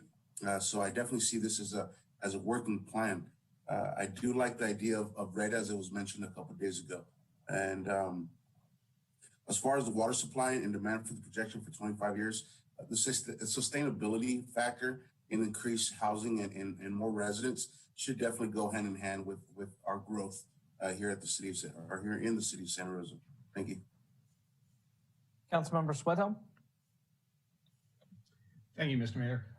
Overall, my thoughts are we need to stay the course. And I know when I've talked with some of those responsible developers over the past couple of years to say the city of Santa Rosa, both staff and electeds are all on the same page. And so with our 2 new council members, that has really resonated with those developers because again, whether it be time uncertainty with the permit process or the wild card of some colleagues on council going in a different direction, it's huge for all of us to be on the same page. So just for Eddie and Natalie, that really speaks volumes when the developers see that the council is united in the need for more housing. So just wanted to share that. The other thing too is, and the reason why I'm very comfortable saying stay the course, housing projects, whether it be affordable or market rate, don't happen overnight. So I think we need to stay the course. And I think one of the big things, and again, we have limited control over some of this, but we just need someone to break ground. You know, I've talked to developers where these projects are ready to go, but there's still a little bit of that uncertainty, but does it pencil out? We need to demonstrate, we as a community need to demonstrate that it does pencil out. So again, keeping forward with our efforts. One of the things too, with the time certainty that all of us on council can do, we have had some rather rough boards and commissions, the different approval processes, and the folks who are populating those boards and commissions are populated by council appointees. And I'm a big believer that boards and commissions should be following the goals as established by the city council, not independent thoughts. So I would just ask that all of us maintain connections and relationships with our appointees to make sure that your appointee on the boards and the commissions are trying to fulfill the goals as established by this body. It's not an independent person making some directions, because that's been some very challenging conversations that I've had with some responsible developers who they go to this board and commission and it's a different direction than what they got from this body. So again, if we could be those active participants with that. The other thing, and I mentioned this during our federal legislation, I think a big thing that would be helpful for all this is this council's support of universal housing vouchers, because we don't have the funding to build all the housing. We need the feds to assist us with that. It's my understanding that this administration is working on that. So any support that we can do for that, that would also help builders and developers realize, okay, this will help penciling it out. And I think those are, one other thing regarding affordable housing, I just want to throw props out to our housing and community services staff, specifically Megan and Nicole, with the NOFA that we did with $38.4 million of CDBG DR funding. The turnaround to get that out to the community was fabulous. It showed that how important it is for the council, and they are able to make it happen. So more efforts like that when the opportunity is there and the funding is there, taking advantage of it. So thanks to staff for getting us moving forward on those challenging funding projects. Thanks. All right, Victoria. Thank you.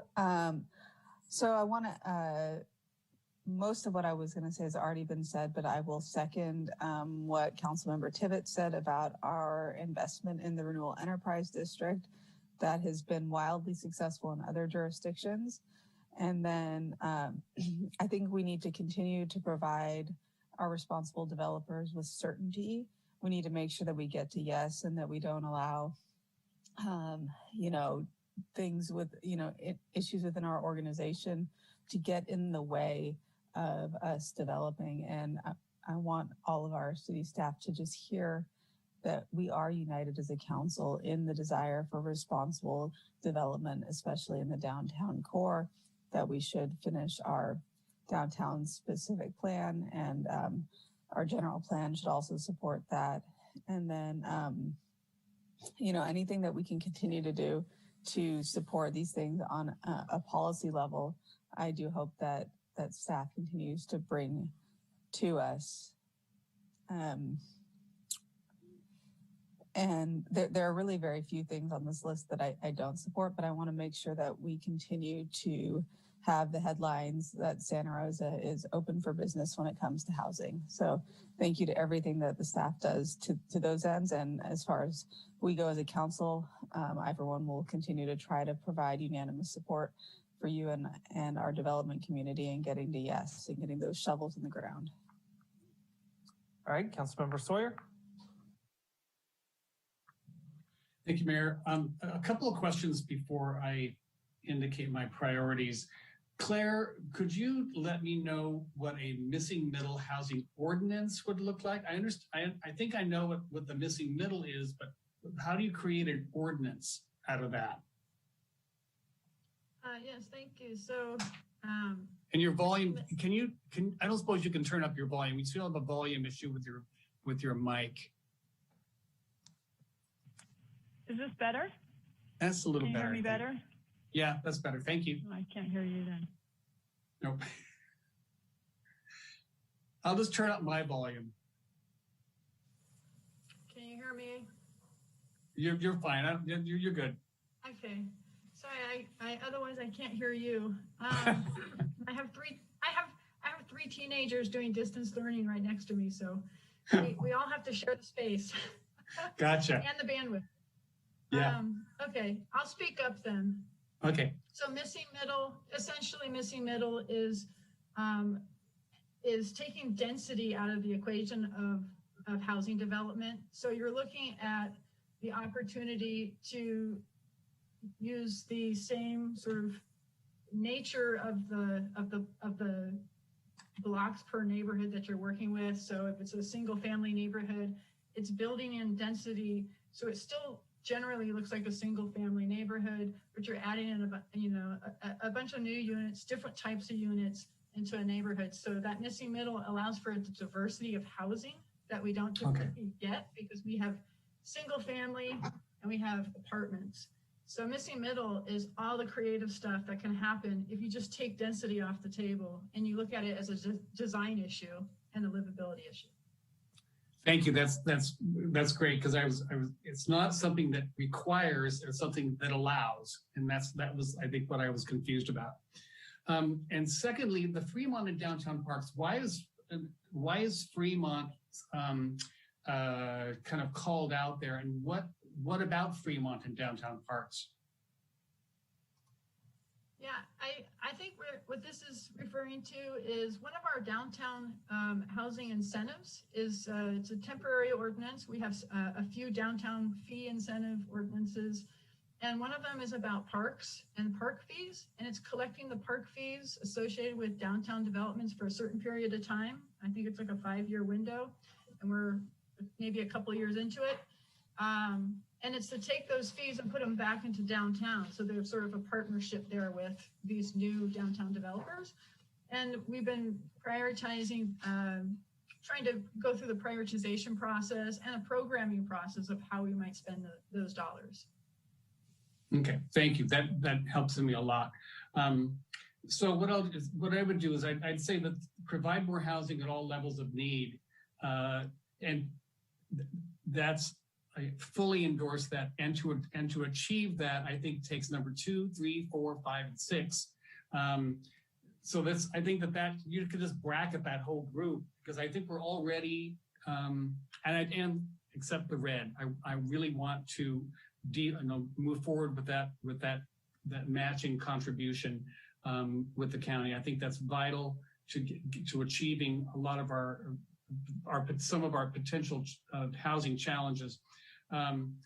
And then we're already implementing the specific plan. We've talked about the missing middle. I think if it doesn't create too much difficulty in staff time, if we have roadblocks up against that kind of housing, I think they should be removed.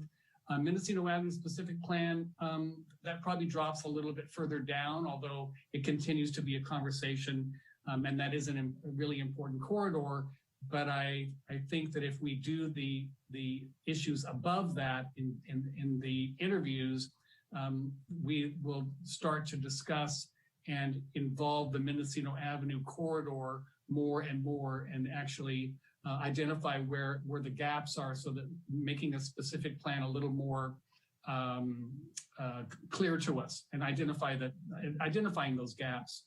And you know, the water supply and demand projections for 25 years, people always use the water issue as a reason why we should not grow or build more housing. You know, we built the people that are complaining, we built their house, but they're concerned about the people that come after them, and whether or not we can whether we have the water to support the housing that we know we so vitally need.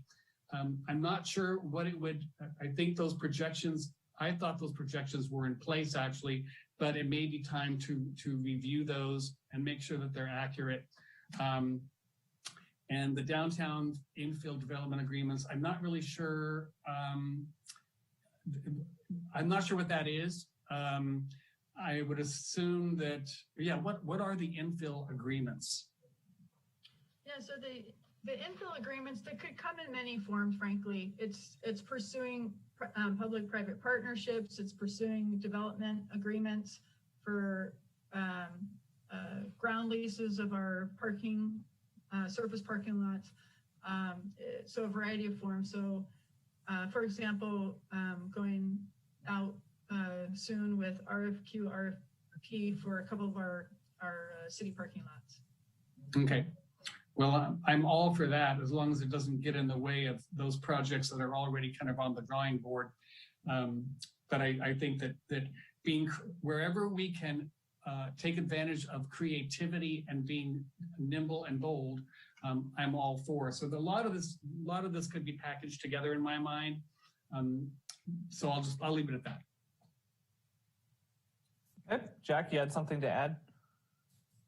I did, sorry to my council colleagues. I just wanted to second and show my support for what Tom said about the importance of universal housing vouchers. I think that should be a priority. You know, and the other thing I wanted to bring up that I forgot to in my first round of comments was homeownership. I really think this council has done an amazing job talking about affordable housing over the last 5 years and making positive steps in that direction that have led to meaningful results. But I think we need to remember one simple fact, and that is affordable housing is rental housing. Homeownership is financial empowerment. And when we think about what does it mean to be living in a community that is becoming increasingly expensive, the ability to own your home in that community has so many benefits, from being able to borrow against it to, you know, and I don't want to say this, that a tenant is not part of the community. A tenant very much is, but I do think that when you own a home in a neighborhood, you all of a sudden become financially invested in that neighborhood in a new way in many cases. And so I hope that our housing authority, we do have a program set up, a down payment assistance program set up. It's just not funded.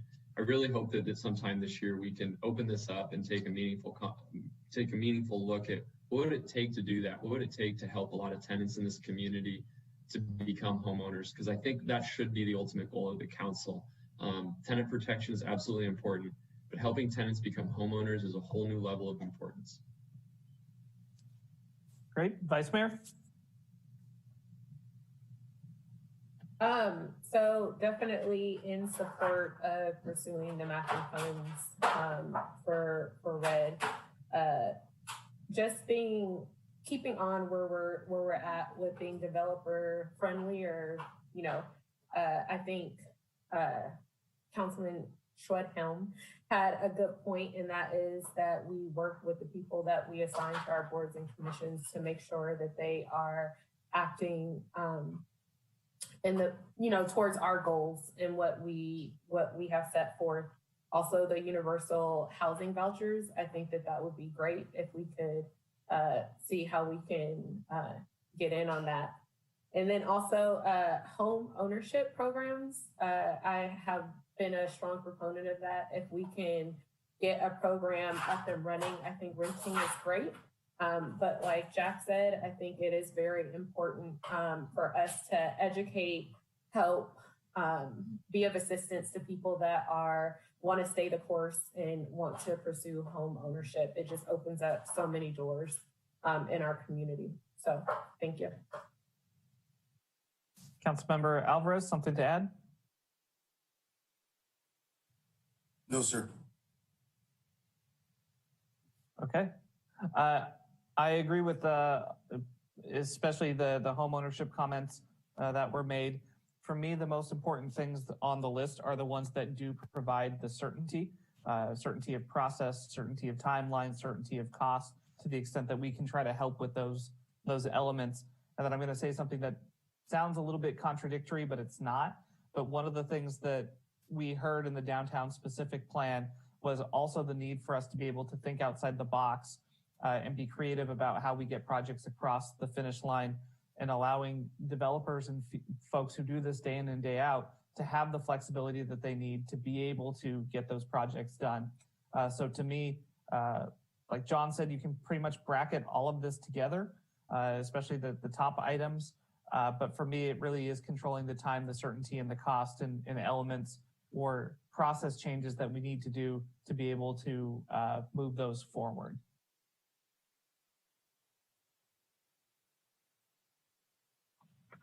Thank you, Mayor and Council and Claire. Clear, strong support from this council to continue moving strongly with housing and affordable housing, with the goal being to provide more housing. And everything else falls under that, and unanimous support from the council for that. Very strong support for pursuing the match with the Renewal Enterprise District to the extent funding is available to do so. And then lots of particular issues for staff to pursue, some new ones that weren't on the list that may be the more challenging, but they are clearly important to some council members, is pathways to home ownership and focusing on that as a possible solution, as well as the advocacy for universal housing vouchers federally, with another issue being the commissions and the other historic preservation processes to ensure that they're supporting the council's direction of pursuing housing as appropriate for Santa Rosa at all levels. So I'd say that's kind of the bucketing of the feedback I've heard. Claire, I hear it more as additive to your list rather than focusing.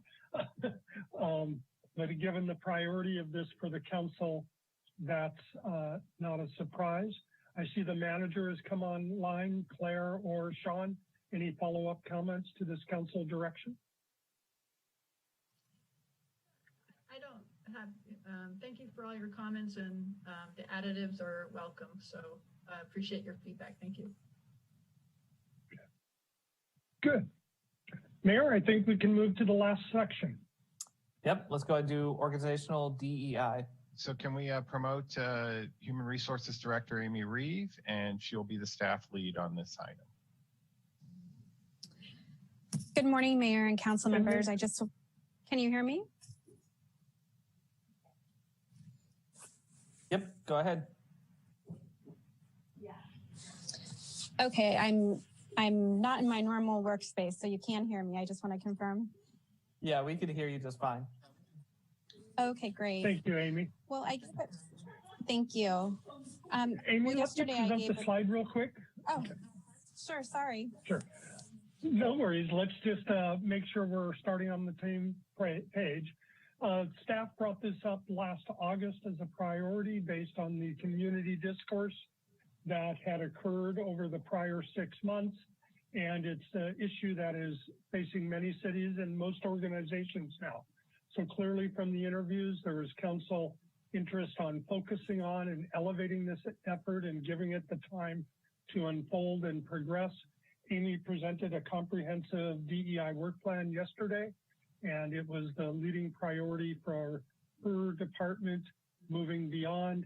I did want to recognize there was also some interest from council, as mentioned, under public safety, to recognize that the work Seed and your staff will be doing on DEI also links directly to police trust building with the community and strengthening themselves and their organization as we move forward.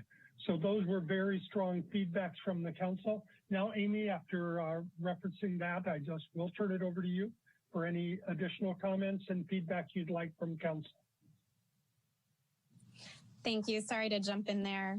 I just wanted to reiterate that yesterday we gave some pretty extensive overviews of the work that we're going to be embarking on with SEED, but I'm happy to hear council comments and answer any questions about next steps. Great. We'll start with Councilmember Fleming.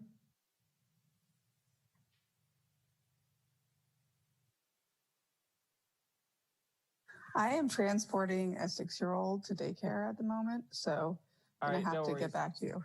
We'll come back to you. Councilmember Tibbetts.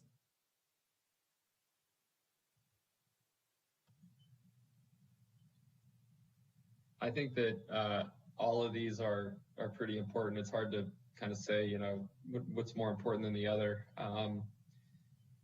I think equity plans would be a question I would have for staff. Does this mean increasing diversity within our work? Oh no, we're recruitment diversity plan. What is equity plans? Forgive me.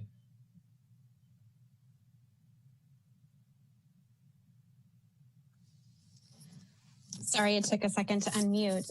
There are 3 equity plans that are going to be deliverables, which SEED Collaborative will provide to the city at the end of this effort. The first is a citywide equity plan. The second is the equity plan aimed at increasing diversity and recruitment for the fire department. And the third is the equity plan for the police department in terms of providing a community policing equity plan. Okay. Again, I think all these are important. It's hard for me to pinpoint, but definitely the equity plans working with SEED Collaborative is going to be really interesting, and I look forward to getting that. Want to make that a first 6 months priority. Building recruitment and diversity, I think, is so important within our workforce, especially looking locally. We had a young guy who worked at the Los Guilicos Village who is applying to go into police academy. And I think he got in, but you know, it's perfect. He's Latino. He's worked with the homeless for so long, and the best attitude you could imagine. I can't wait to see him as a police officer with us. So I just think they bring such awesome perspectives, and our city would benefit from that. Great. Councilmember Alvarez. Yes, thank you. And I appreciate that we're having this discussion about organizational diversity, equity, and inclusion. And I love to see that the police lowrider patrol car is on this list. I had the pleasure of sitting in during the initial talks of producing this vehicle. But when we speak about when the tread hits the road, I would love to see a community center, a library, where we can create a true empowerment of our community, a true building of our assets. And I love to hear that we have a future police officer who's from the community, who will one day police our community.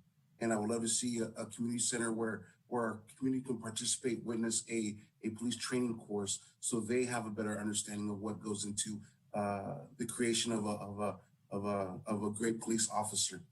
So I'm definitely biased for the library in this case, but it's one of the things that I believe it's the seed. It's a seed that produces a community who can involve themselves into the process and who gains a better understanding of what the process even looks like. So thank you. Great. Councilmember Sawyer. Thank you, Mayor. Just one question. Could you repeat for me any of the equity plans on line 1, and then how that is different from the equitable policy plan? I guess the equity plans are specific to 2 departments. What's the equitable policy plan? Is that a broader plan? Right. So there's actually the 2 departments that we're going to be providing equity plans for, one being the fire department, one being the police department, and then there will be a citywide equity plan, which is more of an overarching plan for the city and would include the review and recommendations of policy changes within specific departments throughout the city. So that would be looking at how we're engaging with the community through our partnerships and our policies and making changes that would be more inclusive. Gotcha. Thank you very much. Well, it's hard not to, or it would be hard for me to prioritize these. I mean, I think that equity is so important it has a great deal to deal with our success in the future. And so I'm not sure I don't have the expertise to be able to prioritize. I'll be very curious to see the plan for the recruitment, especially for police and fire, because of the nature of those jobs. And it seems that regardless of all the efforts that we've tried in the past, our ability to recruit and ultimately hire individuals for police and fire positions has been a real challenge. And there's some of it is obvious and some may be less obvious. And I very much look forward to looking at the fresh new ideas that come out of these plans and how to encourage people to choose these professions. So I can't prioritize these. I don't have the expertise to do that. Okay, Councilmember Sweathelm. Thank you, Mr. Mayor. First, I have a question. It's probably for Amy. Where does the EEO and diversity officer fit within this organizational diversity, equity, inclusion work plan? That's a great question. Actually, the EEO and diversity officer is in progress in terms of our recruitment, and we are doing final interviews this upcoming week. And so our goal is to have that individual, once hired, sit on the steering committee and help to lead a lot of the initiatives in partnership with Seed Collaborative. And so my understanding of that position would be a direct report to the HR director, you? That's correct, yes. Okay, so the reason I use that as a foundational question, for me, this is, I think, a big priority for us. In having experienced some of the different training, the concern or the challenge I think we as an organization will have, how do we give the employees, the 1,200 employees that we have, the time to actually process this information? And again, I know Dr. Washington, who provided the training for the Violence Prevention Partnership, is not with the Seed Collaborative, and I will be asking this question of them, but this might be a city manager question. This is one goal, but for me, it needs to be embedded throughout the organization, which takes time, energy, and effort, which means our staff won't be focusing on other things, because I think this is a foundational thing. So, Mr. City Manager, could you share with me how you see this is going to fit in amongst the other priorities, and how will council be kept aware of our efforts on this?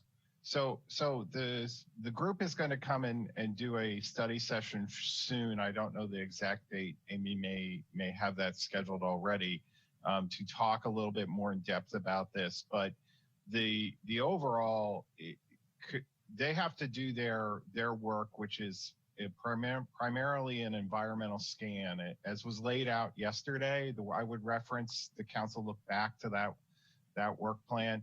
What they have to do their due diligence period, and then they're going to come back with a more specific plan. And we will, at that point, have to have a conversation about staff resources needed to execute that. And it may be be a more challenging conversation than we're having today about ensuring, to your point, council member, that we have enough time dedicated to work on our culture to make the significant changes that probably we need to make. So I would just say there's more to come on that, but the work has started, and there will be feedback loops established for the council. And exactly this will be one of the chief questions, setting aside the staff time to do a comprehensive implementation of the work that's necessary. So that is to come, right? So we can't answer that at this point. We need to, as Seed likes to say, they like to meet us where we are. One of the things I will say is what was one of the first questions they asked me was to list the traumas the organization's has gone through, and we went all the way back to 2008. So they are trying to meet us where we're at, and that will impact the work plan. More to come on that topic, council member. Thank you for that. So for me, the number one priority is the first one there, because what I'm not interested in is having the city of Santa Rosa be able to say, oh, we've got an equity plan, we have an EEO and diversity officer, check the box. If we're truly committed to making organizational cultural change, it takes time and it has to be elevated. So I would just ask that this is the #1 priority for us, but that council is involved and kept update as to what are the strategies that we are trying to implement so that it's the true cultural change, not just with the organization, the 1,200 employees, but also with city council, because I think we have to be engaged in this. So we're experiencing those same changes that have been institutional throughout our operations for much earlier than 2008. But we need to be part of that process. And I don't want anyone in the city to be feeling that we, the 7 of us on council, are doing this to them. We need to be doing it with them to be the model for the rest of our community. Absolutely. All right, Vice Mayor. Sorry, I was sitting here agreeing with Tom. But I really think in that writing policies, that pretty much is the easy part, but we need to make sure that we have staff resources and time, and we put our money where our mouth is, and that is to implement the policies that we have seed coming in to help us, to tell us where we need to improve. Just looking, I, for one, am not sure about the staff resources for the police lowrider patrol car. And although I think that it's pretty cool, I'm not sure that that is a priority for me in staff resources. I think that we could put our resources in other places. Not saying I don't want it to go forward, but if we can continue as we spoke about previously, or as was presented to us previously, with allowing community members to contribute and kind of spearhead that project, that would be great. So other than that, Okay. I completely agree that the top priority needs to be giving this the time to unfold after we do an elevated effort and really let this proliferate throughout our organization. And I do also think the next priority is the community empowerment plan. And that's because a lot of the different touch points that we've had involve the community empowerment plan moving forward. And I know that folks out there who have been participating in our meetings are really looking forward to more opportunities to help drive the ship on this one. As was mentioned, diversity and inclusion has to be a very broad community effort. So to me, those are the top 2 priorities on the list. And I see Councilmember Fleming, you put your hand up. Yes, thank you. And thank you for your patience in coming back to me. I largely agree with everything that's been said, especially by Councilmember Schwedhelm, yourself, Mayor, Vice Mayor Rogers.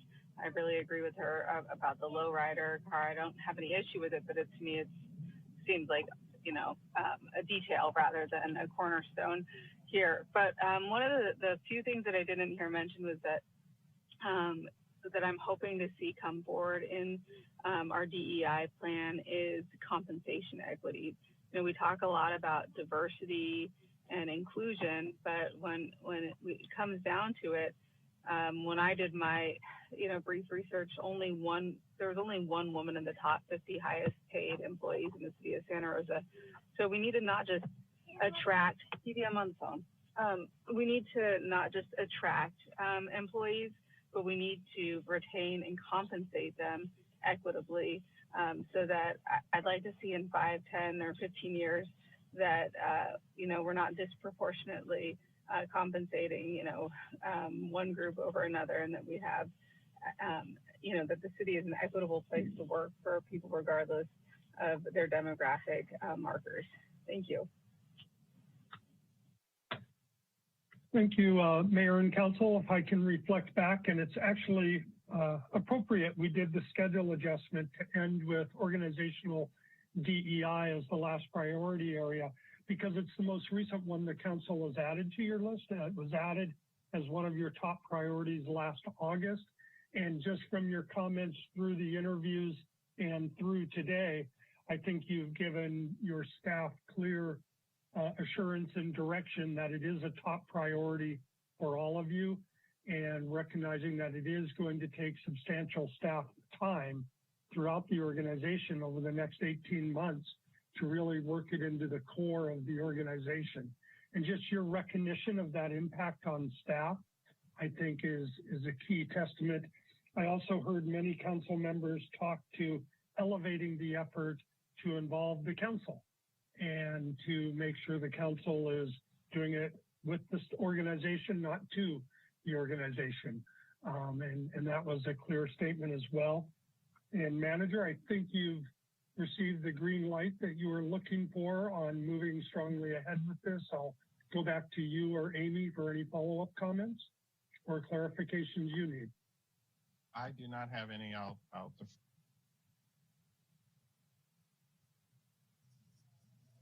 I would just like to thank the council for your comments and feedback, and I would encourage you all to address some of your feedback as you embark on the one-on-one interviews with Seed Collaborative in the coming weeks. And I will reiterate to the consultant that we do want to get something on agenda so that we can come back periodically and update the council and the community about our progress. So thank you. Mayor, we have one last slide before break. And if we could advance, I think it'll be a quick slide. And it's really just teeing up issues for the future. My last interview question with each council member that was targeted was, what are the issues looming that staff should be prepared to address most likely at next year's strategic priority session, given what you heard yesterday from your staff and what you've directed today through the 9 priority areas is a lot of work that's going to be plenty until your next retreat a year from now. But I did want to highlight many council members brought up infrastructure planning and funding. It has been a past priority for the council, and COVID and the other work that's underway may have dropped it out of the list, but it hasn't dropped it out of your minds as something that has to be focused on. So I think just clear recognition that you're teeing this up as something that will have to be tended to at next year's priority setting retreat, give staff the time and direction to prepare for that. Other issues that came up were community engagement and outreach, city workloads and systems, and wildfire protection. On the community engagement outreach, I might just mention that the community empowerment plan coming out of organizational diversity may fulfill that need. And so that one may be already addressed through your existing organizational priority structure. City workloads and systems, I know, is an issue your manager and CFO are focusing on already under the fiscal stability priority that you have, as well as the workload management of doing this exercise on an annual basis. And wildfire protection from council comments remains a top priority and is really a funding issue at this point as we move ahead.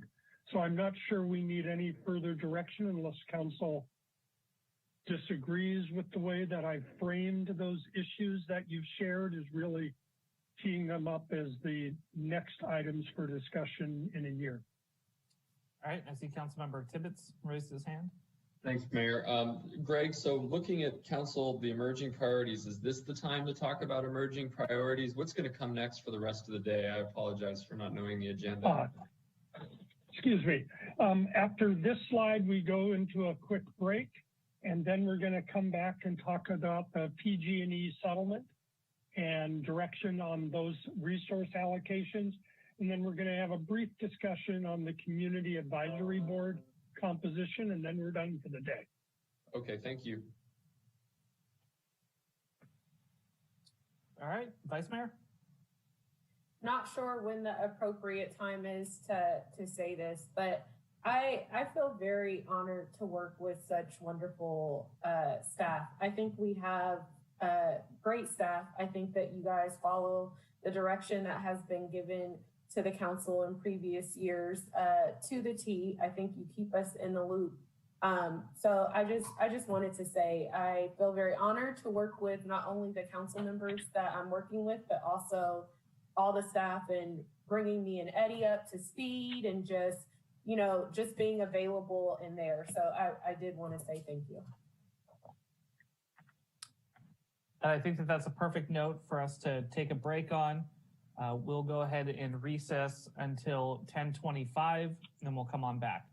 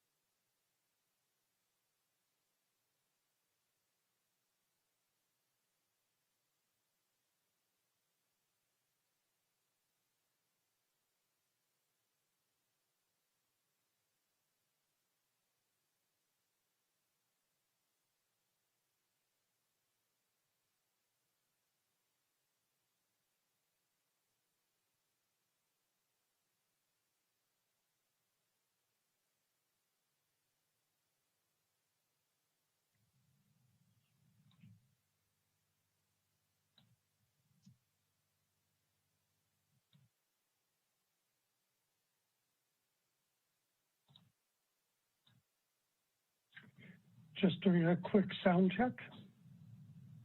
Vice Mayor or Manager, can you hear me? You are clear, Greg. Thank you. Gina hears all.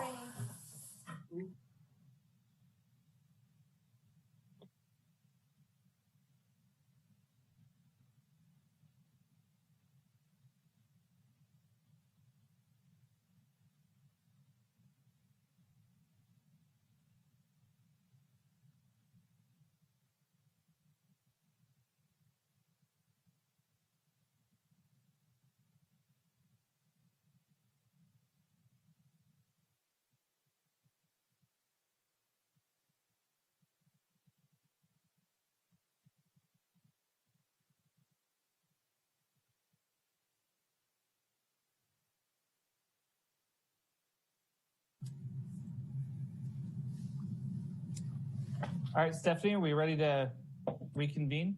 Yes, I am. All right, let's go ahead and call the roll. Okay. Councilmember Tibbetts. Councilmember Schwedhelm. Here. Councilmember Sawyer. Here. Councilmember Fleming. Here. Councilmember Alvarez. Present. Vice Mayor Rogers. Present. Mayor Rogers. Here. Councilmember Tibbetts, have you joined us? Okay, let the record show that all council members are present with the exception of Councilmember Tibbetts. And Stephanie, I do think that Councilmember Tibbetts just joined by phone. Okay, so we will promote him.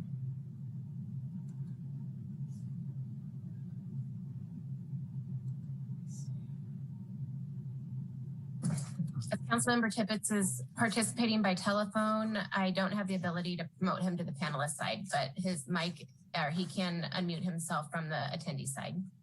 Perfect. So I will mark him as present. Great.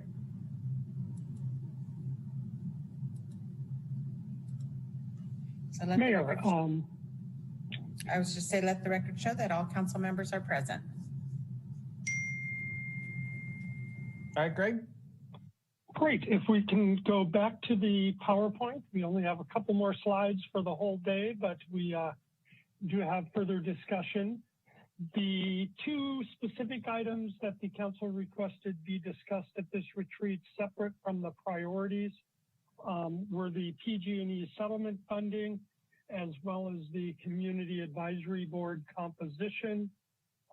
The first issue we'll be addressing is the PG&E settlement funding. So far, what the City Council has discussed is that the giant proportion of the funding be left for neighborhood and ongoing needs, but that using the one-time resources to stabilize the city organization in terms of your financial structure, reserves, and operations was essential as well, given the challenges created by the prior fires as well as the pandemic. So this is a reflection of council discussion and direction to date, with further determinations to be needed during this upcoming budget development process. And I believe, other than the reserves discussion that occurred a week ago, this is the first time this full 7-member council will have been together discussing the PG&E settlement and direction on its utilization. Mr. Manager, any additional comments before we see the council's discussion on where they'd like to go? No, I'll turn it over to the mayor at this point. Yeah, Greg, I think I really want to set the stage for council. And part of why I asked that we have this conversation in goal setting is that we've been slowly and systematically working our way towards resolution on how to best utilize the PG&E settlement funds. We've heard a number of different presentations about the needs within our community. And quite frankly, there are 3 items in particular that can't wait until the budget for us to make a determination.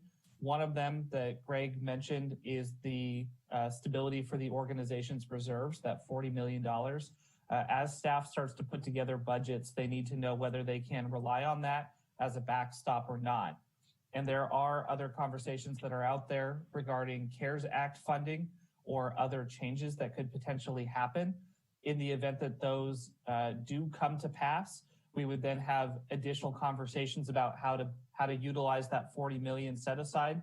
But staff does need to know, as they start to put together their budgets, what level of certainty or what level of predictability that they have. So we need to discuss that today.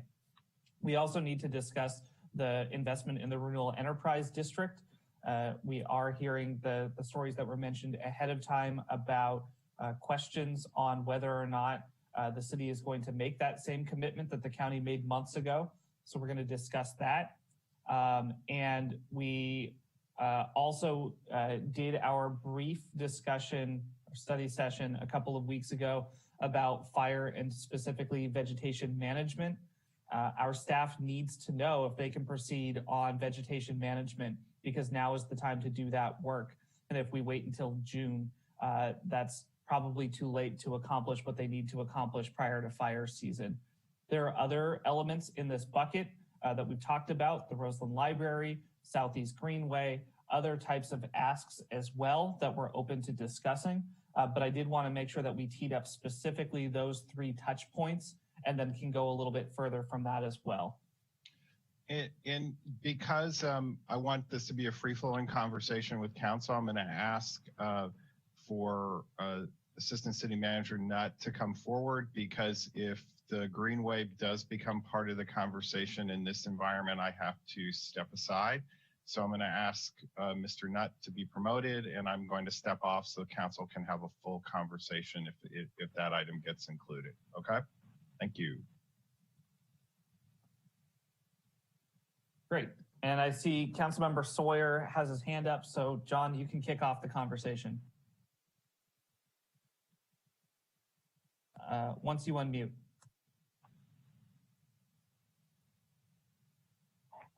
I need to also recuse myself from the Southeast Greenway conversation. So if it can be separated and you guys can deal with that now, then I'll just I'll excuse myself, or you'll.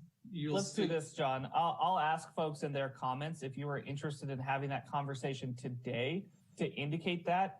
And if a quorum of the council is interested in having that conversation today as opposed to in the budget, then we can set it aside and do it last, and you can go dark for a couple of minutes there. Okay. But since you put your hand up, I'm still going to make you go first. Okay. Well, I'm going to need, I am in favor of the 40 million for reserves replenishment. I am in favor of the 10 million for the red. I'm not sure how much of the vegetation management I want to dedicate these monies to. There were quite a few needs in that area, and I don't have that slide. So I need more detail on which part of the vegetation management we would be talking about.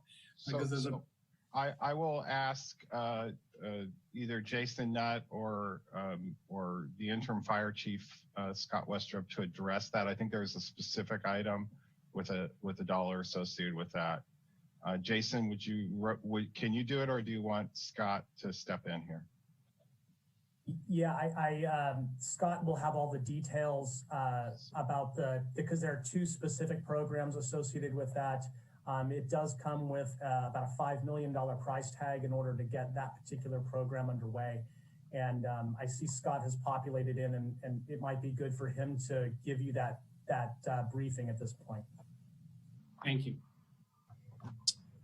Good morning, everyone. Councilmember Sawyer, to answer your questions specifically. So the study session that we brought to you last week was the Wildfire Resiliency prioritized list of projects that were available. Within that $36 million ask was the $5.25 million for the vegetation management program. So when we talk about vegetation management, it's one part of the overarching ask of the wildfire resiliency projects. And to make it a little more clear, I could answer the question better that the mayor had last week. The Community Wildfire Protection Plan that was adopted by council in September of 2020 is the plan. So the vegetation management program is enacting actions on the 9 objectives and 46 actionable items of the vegetation management program. So it is, for lack of a better term, shovel ready. The vegetation management program can be, in fact, the Fire Prevention Bureau is already doing a lot of work on that, including reorganizing their division so they have the supervision and free up positions to actually hire a limited term vegetation management specialist. They've obviously got the CWPP approved by council and the long-term financial subcommittee. The burn ordinance is coming to you on March 16th, and then they've applied for other grants that could extend the length and terms of the vegetation management program. So again, just to wrap up, vegetation management is part of the overall wildland resiliency programs that we suggested in a prioritized list to you last week. And so I hope that answers your question. I'm willing to answer any more that you may have. It does. No, thank you, Scott. I appreciate that. So I would also be in favor of moving forward with that that program. It's one of the, given where the money is coming from and what prompted the PG&E settlement was destruction in Santa Rosa. And I think that moving forward with this particular program would be vital. I don't want to look back and say, oh, boy, I sure wish we had done that 10 years ago. So I would be in favor of that. The Roseland Library has gotten a lot of conversation, and although I don't remember having that conversation during the annexation process, it's clear that Roseland needs a library.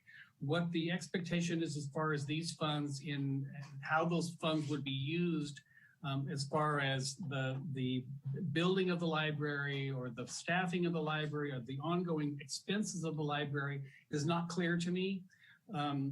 So the need is clear. How these funds would be used is not clear. I don't know that I'm sure someone has an analysis of how those funds would be used, but as I would also have a question about ongoing obligations the city may have. So I would need some clarification on the library proposal. I'm not sure if we can satisfy that today. Councilmember, the latest correspondence that we have is simply a request to set aside $10 million for a 3-year period. That's the details that we have in the proposal. Staff is more than happy during the upcoming budget process to invite the director and their organization to step forward and present a more detailed analysis of what they would do. Staff is ready and willing and able to do that. The latest that came across was simply a request to hold $10 million as they go through the process, but they could come forward and, as part of a study session working with staff, do a presentation that was more that answered some of these questions and provided more details. So we're happy to do that if you need more information. But the latest letter was the letter that was directed by Director Hammond and is in your it was in the correspondence for goal setting. So was that, if memory serves, it was an annual obligation, was it not? Well, we're in the process of supporting annual. They're two separate conversations. So there's an annual allocation that helps them with their rental obligation right now, as I understand it, and then there's this larger question about a capital investment, and the letter says 10 million, requesting to set aside $10 million for 3 years. So I still not set it aside for each of the 3 years, 10 million? Oh, no, it's a one-time lump sum $10 million request. Okay, and so that would be a third, and a third, or just hold on to it for 3 years. Do we know? Yeah, so if I could jump in here, council member, the conversation that we have with the library is they're looking for the city's assistance in acquiring a site that they can locate the library. So the request is for capital dollars to purchase a location or to help in the construction of a new facility. And so that's what they're looking at. It is not at this point for ongoing funds, but as the city manager mentioned, as we get deeper into the conversations, they may have additional asks of the city. Our current relationship with the library is one where we provide the facility and they do 100% of the operations. And so I don't anticipate, based on the conversations that we've had, that their request at this point will deviate, but that's part of the discussion moving forward that the city manager was alluding to. Okay, so I guess right now, without having that conversation, I would prefer to have this conversation around the library during our budget discussions. And so I think I would just have to stop there. I'm more than happy to hear the conversation, but I would need to know a real good picture as to what the expectation is as far as our ongoing support and how that corresponds with what we have done with prior libraries as well.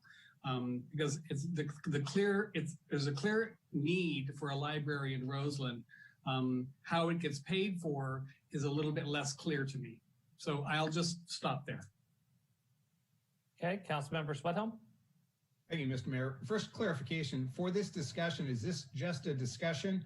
Or if, let's say, there are 7 council members that are all agreement with allocating funds in a certain manner, could we vote on that and actually, now it's no longer 95 million, it's whatever we decided? Process question. I can jump in, and the attorney may want to comment as well. I believe the expectation is you'd be providing direction today, and then there'll be follow-up implementing actions that would come back to you as soon as possible, which would be your public process to take that action. And the real question is providing that direction today versus as part of the budget in June. And so that's the time issue that's before you. And I would just weigh in, that's exactly correct. So thank you. Great. And then one other question I had too, maybe for you, Mr. Nutt, I know I had asked during other presentations, we talked about some of the infrastructure, specifically sidewalks. There's a $42 million price tag overall, lesser amount in some of the burn areas. Is there a map of those locations, how we came up to I think it was $4.1 million? I haven't been able to find one of those yet. Yes, there are maps. I thought we had posted them. If we have not, I will get staff to ensure that those get posted on a public-facing website. But we do have specific identified locations where staff determined damage associated with sidewalks, not only from a direct burn standpoint, but from a debris emission standpoint. We also have identified locations for damage with street and pavement issues. And so we can definitely provide that and get that populated if it is not already done.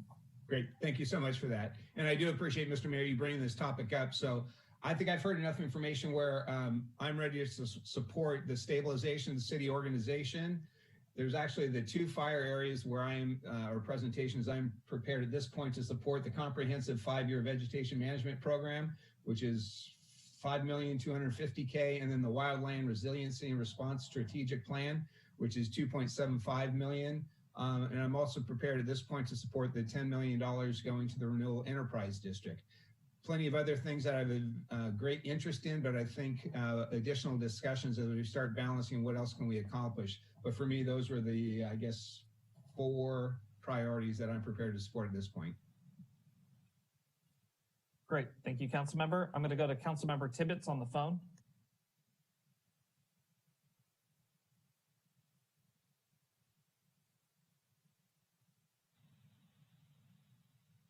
Can you hear me, Chris? There you go. Awesome. Okay. First and foremost, definitely stabilize the organization by replenishing our reserves. I think that's probably the most important thing here. Second, Renewal Enterprise District, I support the $10 million match funds. Third, wildfire strategic plan, I support that. I think that's going to be important to get a comprehensive look at the city and its vulnerabilities. And particularly, I'm concerned about the third point of egress in Oakmont that is somewhere other than on the Highway 12, and I'm hoping that plan can address that question. The fourth thing that keeps coming up is Roseland Library. I think that's going to be just, one of the most important things we can do for the community of Roseland, and it's been long overlooked. And I'm hearing agreement on that point amongst the council, but my only fear about not setting aside funds today is that we are going to potentially miss an opportunity to have funding for it in the future. And so what I'd like to propose today, since we don't know what it would cost to buy a building or buy and renovate a building or build one, that we just set aside $10 million and that we earmark that for up to 2 years. And we say to the library, look, we'll hold $10 million in our reserves or wherever for you to use, but you got to get this done within 10 years and you got to have site control within 2 years. If you don't have site control, that money and obligation is released back to the city. But I think what that does is it puts everybody's feet to the fire that we're going to do this and bring about what I see as a very important social equity issue for Roseland. That's it. Okay. Councilmember Alvarez? Thank you, Mayor. I definitely support the $40 million to the replenishment, as well as the additional $5 million for the emergency vegetation, as well as the $10 million for the Renewal Enterprise District. And definitely to echo what Councilmember Tibbetts just noted, and to reference that the study session, the workshops that have been done in the community show that 66% of the community voted for a library, and yet when we went to budgeting, it was put in one of the last places. So I definitely would advocate as well for those funds of the $10 million to be set aside. And I do agree with the 2 year time period to put those feet to the fire. I definitely echo every one of those words that Councilman Tibbetts just stated. As well as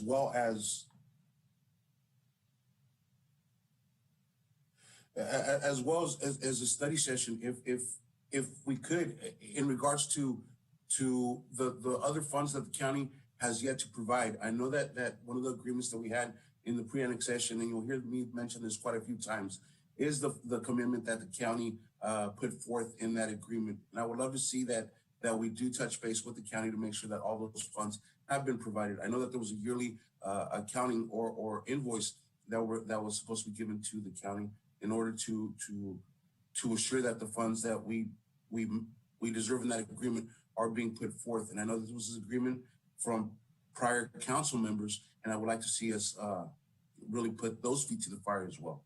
Thank you. Okay, Councilmember Fleming.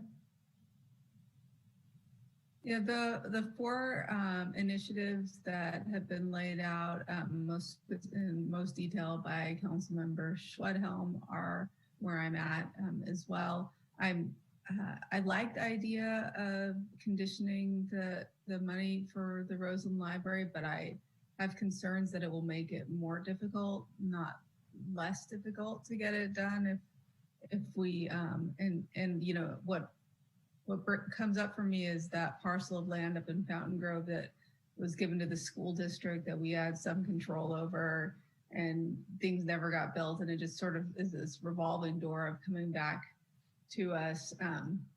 So I'm in favor of allocating the money and perhaps putting some conditions, or rather supports, I'd rather call them, to make sure that it gets done. But I'd hate for there to be a legitimate problem, as we see in this community time after time. There are legitimate crises and traumas, as the city manager says, that come up that prevent things from happening. And so I'd hate for us to claw back the money because there's a catastrophic wildfire or an earthquake or a flood or something that just makes it, practically impossible to get it done, and then overburdens staff resources as well as the community of Roseland that so rightfully deserves this library to be built. So that, and I'm particularly excited about the Renewal Enterprise District funding. I know that there's some skeptics out there, but I am confident that this will increase our housing as well as our tax bases and be a legacy that this council can be proud of. Thank you. Okay, Vice Mayor. So definitely support us stabilizing the organization. I feel like it's very important. I'm all ready for that. And Roseland library that everyone likes to call it, the whole community. But I would like to point out here in District 7, we don't have a library. So this will also be the closest library to many residents that are in District 7. So definitely in support of that. I wish that we could support it with more outlined on paper instead of just a number that I feel is thrown out. But this is the time, we have the money. So if we need to earmark money now, I think now would be the time to do it. And then vegetation management, anything we can do to protect our residents to not have to go through some of the things that they've gone through in the prior years. I think that we should be on board in doing that as far as the fires are concerned. So those are my priorities. Great. And I have been very clear. I think that the vegetation management, both elements that Councilmember Schwethelm mentioned are a priority for me. I'm ready for staff to move forward on it. And I think that we do our community a disservice if we don't approve it today, though it sounds like we will, because they have to get that work done without waiting another year. So I'm very supportive of that. I am very supportive of the 40 million set aside into our reserves to stabilize our budget, particularly given the ongoing uncertainty around COVID, as well as what resources might come available. I'll support the 10 million for the Renewal Enterprise District. And then for me, with the Roseland Library, to me, it represents hope. I know that they don't have a fully fleshed out plan. I know that we haven't signed off on specific budget allocations or on what their site control would look like. But to me, setting aside $10 million just to show that we are serious about creating an asset for the community there, I think is really important. And so I'm in favor of setting aside that $10 million, saying to the folks, continue to work with us to come up with your plan. And kind of to the Vice Mayor's point, if not now, then never. There's never going to be another opportunity like this, knock on wood, for our community. And I don't want us to miss that opportunity. And I certainly don't want the community to think that we aren't interested. So I'm in favor of the set aside for the 3 years. So Mayor, reflecting back to council, what I tallied here is your direction to be consensus direction to staff. It is unanimous support from the council for moving ahead with the 40 million stabilization of the organization, and staff can assume that in budget development. Second is the 10 million for the red matching funds to be allocated to move that ahead. I also saw majority support for both pieces of the fire prevention, which is the vegetation management and the wildfire strategic plan. There were 6 and 4 comments in support of both of those for 5 million and 2 million or 3 million total. And then on the Roseland Library, there was a majority of council willing to do the set aside, but clear council concern that's pending additional information to ensure the city understands full capital and operating cost expectations before any utilization of those funds. So I would like better, our intent just for council's for council dialogue is to schedule this study session with the library on their ask. I'm not sure I heard the exact same thing you did, Greg. I'm asking for a little more clarification. I heard there's a willingness to get into that discussion, but I heard deference into the budget process from the majority. So I'm trying to I need a little more clarity there. I just want to make sure it's clear that staff's intent is we've received the letter.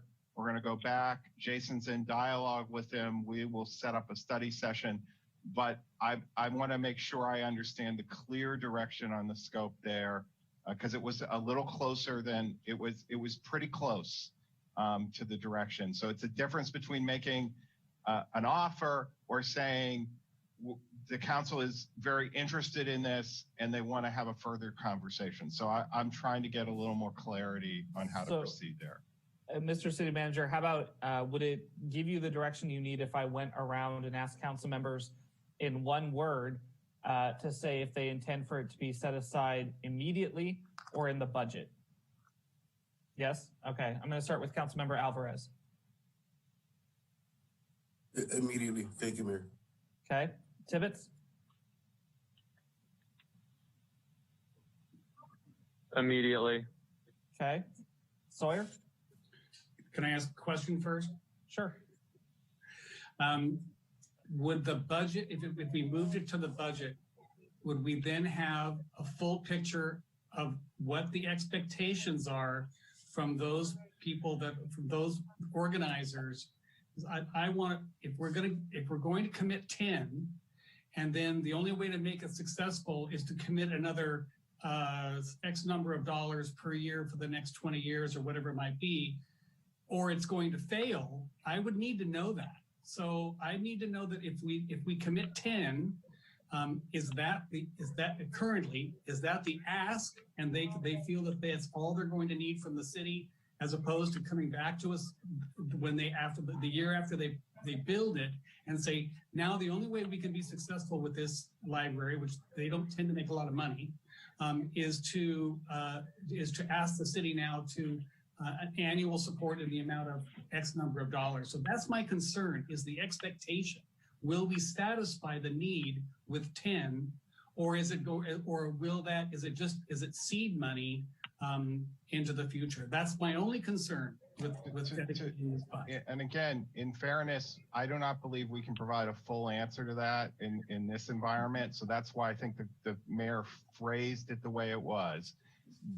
Are you satisfied? Because again, it's going to be about approach and how we structure the next sets of conversations. If we're setting it aside now, it's different than going for additional information.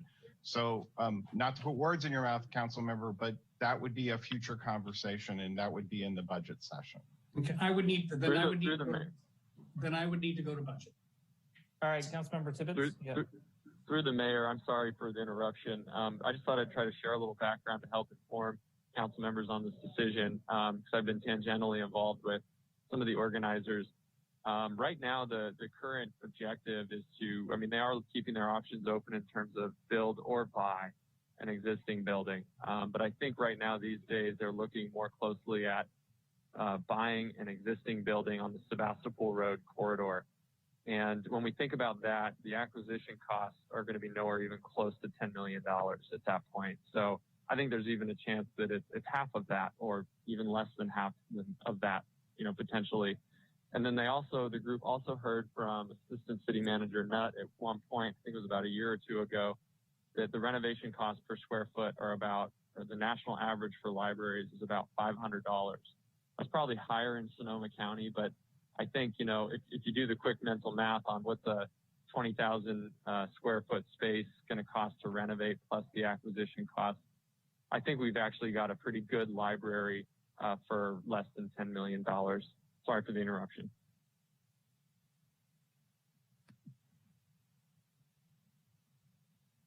Okay, Councilmember Fleming. Yes, thank you. I'm in favor of allocating the money at present with the understanding that all of the libraries in Santa Rosa, we do maintain the physical structure on an ongoing basis, but that the library foundation is responsible for the operations.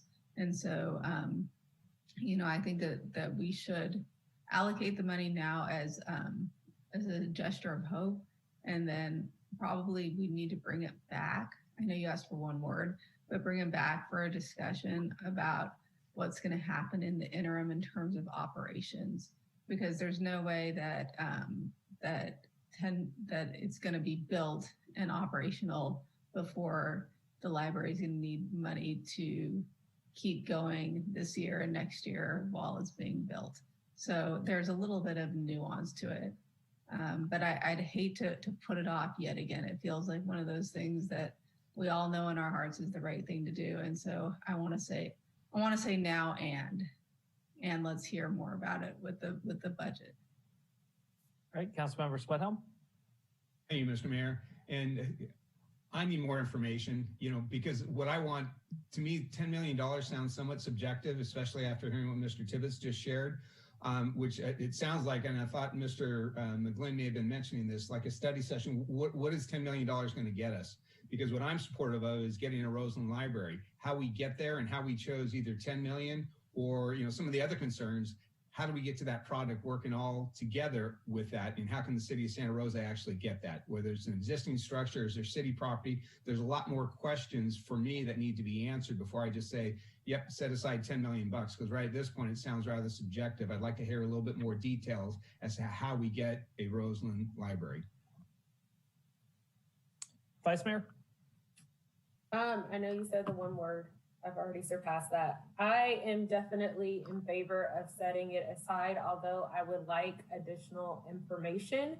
My problem is that if we don't, and I'll say it again, if we don't set it aside now, by the time that I feel like the plans are going to be solidified, we're not going to have the money. So we talk about equity, and we just really need to put our money where our mouth, with what we say we're going to do. So yes. Yeah, and I appreciate Councilmember Alvarez for being brief in his his one-word answer. For me, it's immediate, and I will add the nuance that, of course, we have to have those ongoing conversations. But for me, setting aside that 10 million means that that's 10 million that we're not tempted to spend on other things in the budget, and it's set aside for this specific discussion that it sounds like all of us are in favor of figuring out a path forward. Did you get what you need there, Sean? That provided the clarity.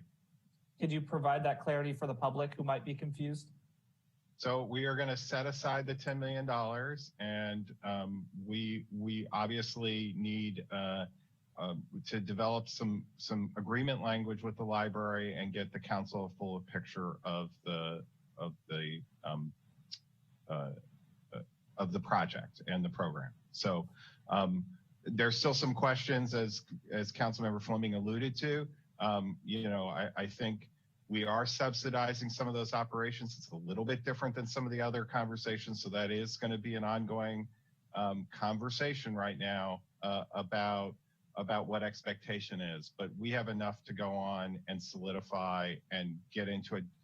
This will help stimulate, I think, the conversation with the group. Perfect. Any last minute comments, Councilmember Alvarez? Thank you. Just want to let you guys know how important this is. It truly is. Thank you. And I know it probably produces more questions than answers, but this is what hope is about. Thank you, Councilmember. All right, Greg, do you want to move on to the next item? Yes, let's move on, and we should go back to the PowerPoint for the council and the public.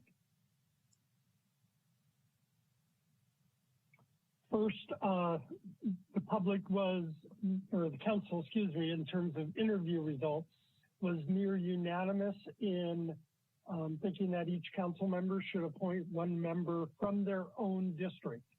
The one nuanced response I wanted to let you know about is there was a council member who suggested each council member appoints two members of the CAB.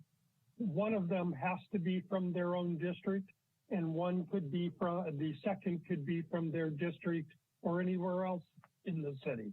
And that was kind of a nuance to the proposal that the council was overall leaning towards. And that any other possible changes to the board through its purpose, responsibilities, functions should be part of the charter review process, which is the domain where it exists. So that was the council sense from the interviews, Mr. Mayor.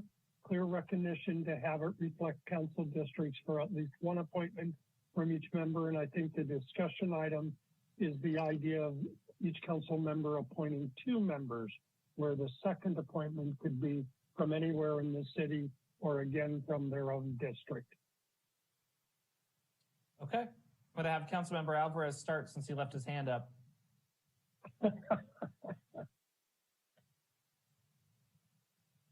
I like how you do that. In regards to Community Advisory Board, it's definitely the closest contact beside ourselves that we have to the community. And although now we are in district elections, I think it's ever so important that we do maintain a pulse on the community at large. I, as a native of Santa Rosa, love every corner of my Santa Rosa. So and at the same time, I definitely believe that we do need one council member dedicated to solely the area that we do represent. So I'm a bit of a hybrid on this one. I do believe that we should have one to our area specifically, but I'd also love the idea of having one at large. Okay. Vice Mayor? See, I'll keep it short. I'm in favor of one at large and one specific to our district. And maybe I won't keep it short. I say that because sometimes you can choose someone from your district, but like myself, I would like to diversify our boards and commissions, and I may not be able to find that diversity within my district. So I would like the opportunity to go out in the city and find someone that I feel matches that for inclusion reasons. Okay, Councilmember Fleming.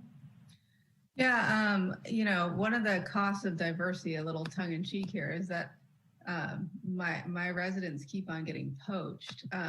So what I'm really in favor of geographic diversity, and I think that for too long, the northeast quadrant of town has been too dominant in our conversations and left, we have this big, beautiful city, and each corner of it deserves care.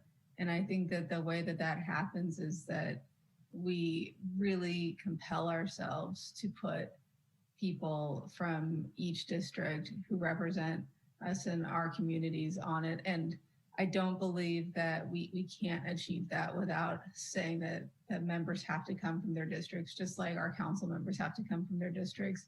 And just like Councilmember Alvarez wanted Jorge Inocencio on, who, I appointed him in that regard. If there were somebody from another district who felt strongly about appointing someone from my district, I would take that heavily into consideration.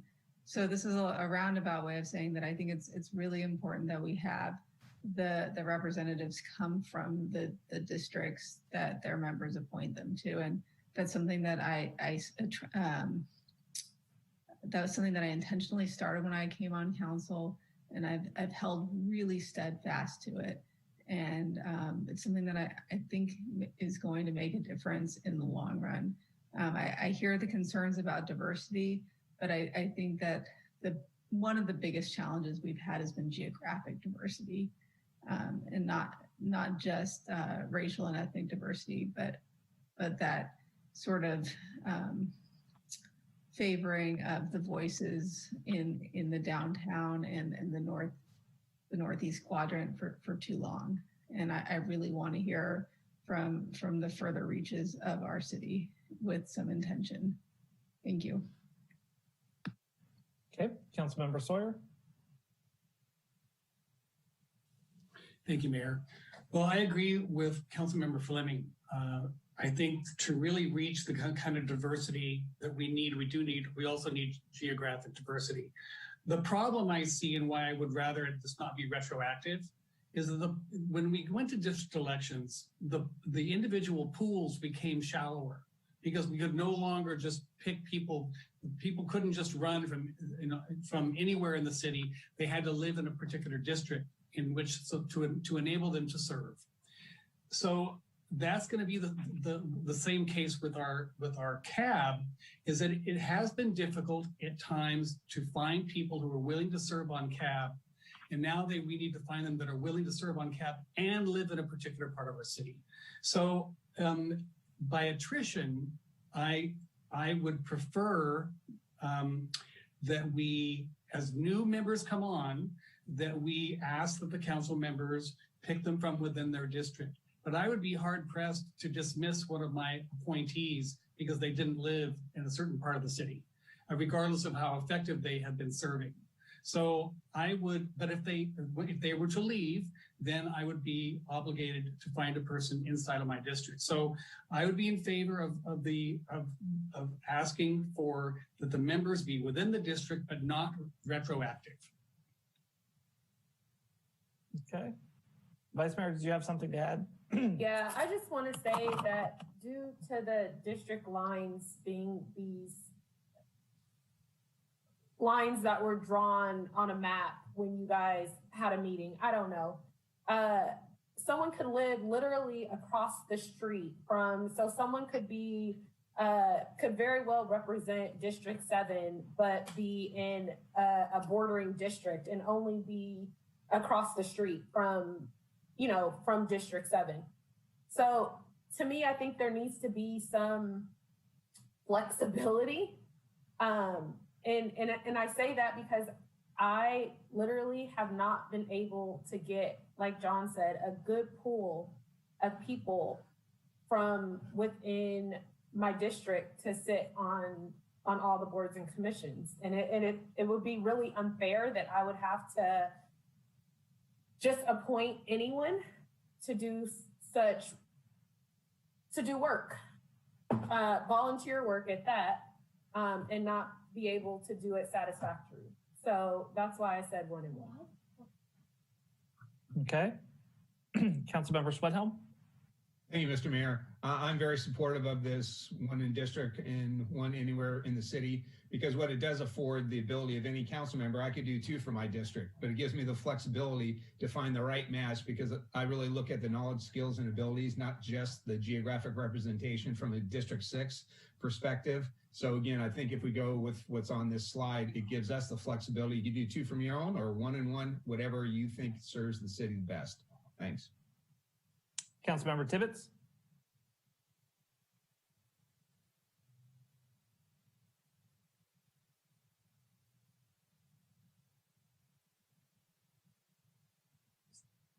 Councilmember Tibbetts, are you able to unmute? Mayor, it looks like his telephone connection, or he's no longer connected via telephone, and it is his previous connection via. Yeah, it must have dropped off. So we'll go ahead and skip and see if he pops back on. Councilmember Fleming. Thank you.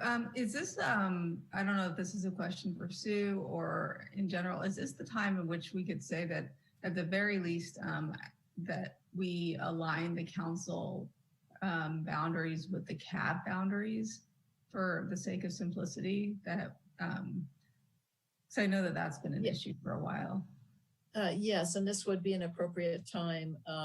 Indeed, the language of the PowerPoint slide is that a member from their district, which can be obviously read to be the council member's district.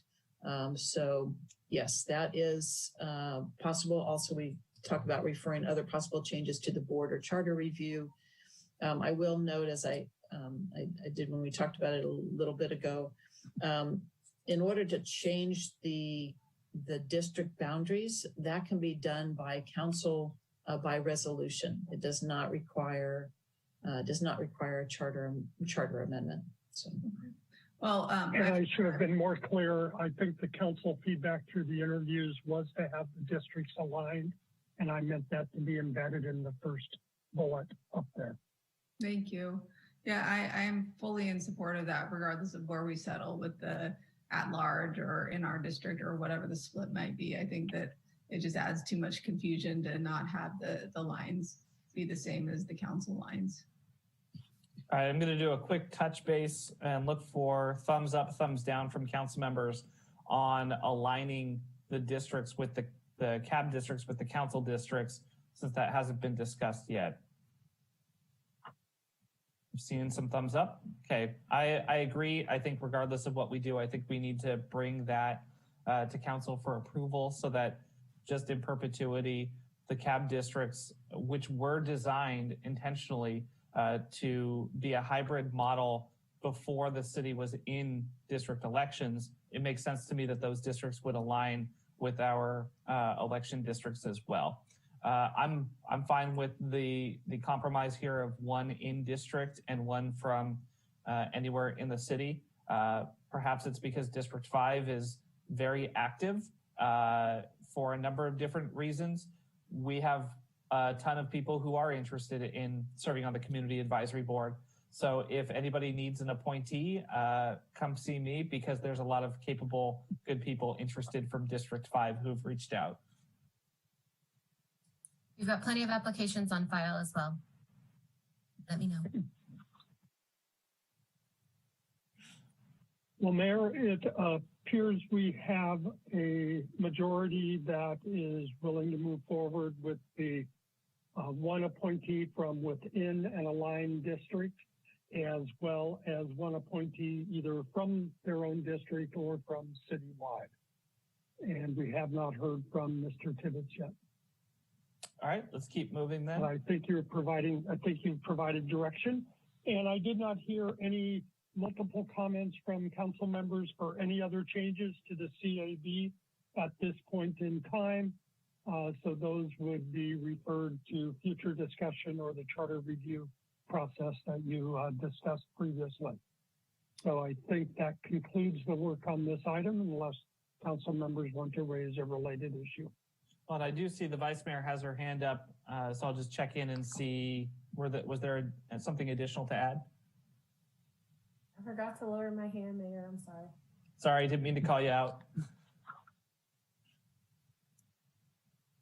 Well, Mayor, that's good. Oh, and I see Mr. Tibbetts' box is back up. I don't know if he's present. No, I think he was on phone and looks like he lost connection. So we'll keep going. Okay, great. Let's move to the last substantive slide of the agenda. Your hard work of the past 3 days is done. It is now to the wrap-up time ahead of schedule, which never get complaints about that. I must say I've been impressed with the quality of the council's dialogue and direction and clarity to staff. The next steps are to provide a workshop report, as we always do, and your staff will incorporate the direction you've provided these last several days through both the budget development and the city work plan. Some items coming back quickly for council action regarding the PG&E settlement, the aligning the districts with CAB, and others coming forward over the next few months. I did want to turn to my colleague, Sam Lieberman, to just share what we recorded on the bike rack to make sure we didn't miss anything that the council would like to have discussed. Sam? Thanks, Greg. Council was very good about staying on topic. I only have 2 items on my bike rack. Further discussion about council subcommittees and staff workload and reporting to council, as well as discussing the districting challenges and how to mitigate those. So that's what I've got on my bike rack. And I think we will also be providing, you'll receive, both staff and council will be receiving a link to an evaluation of this workshop, and we would really appreciate it if you guys provided us feedback.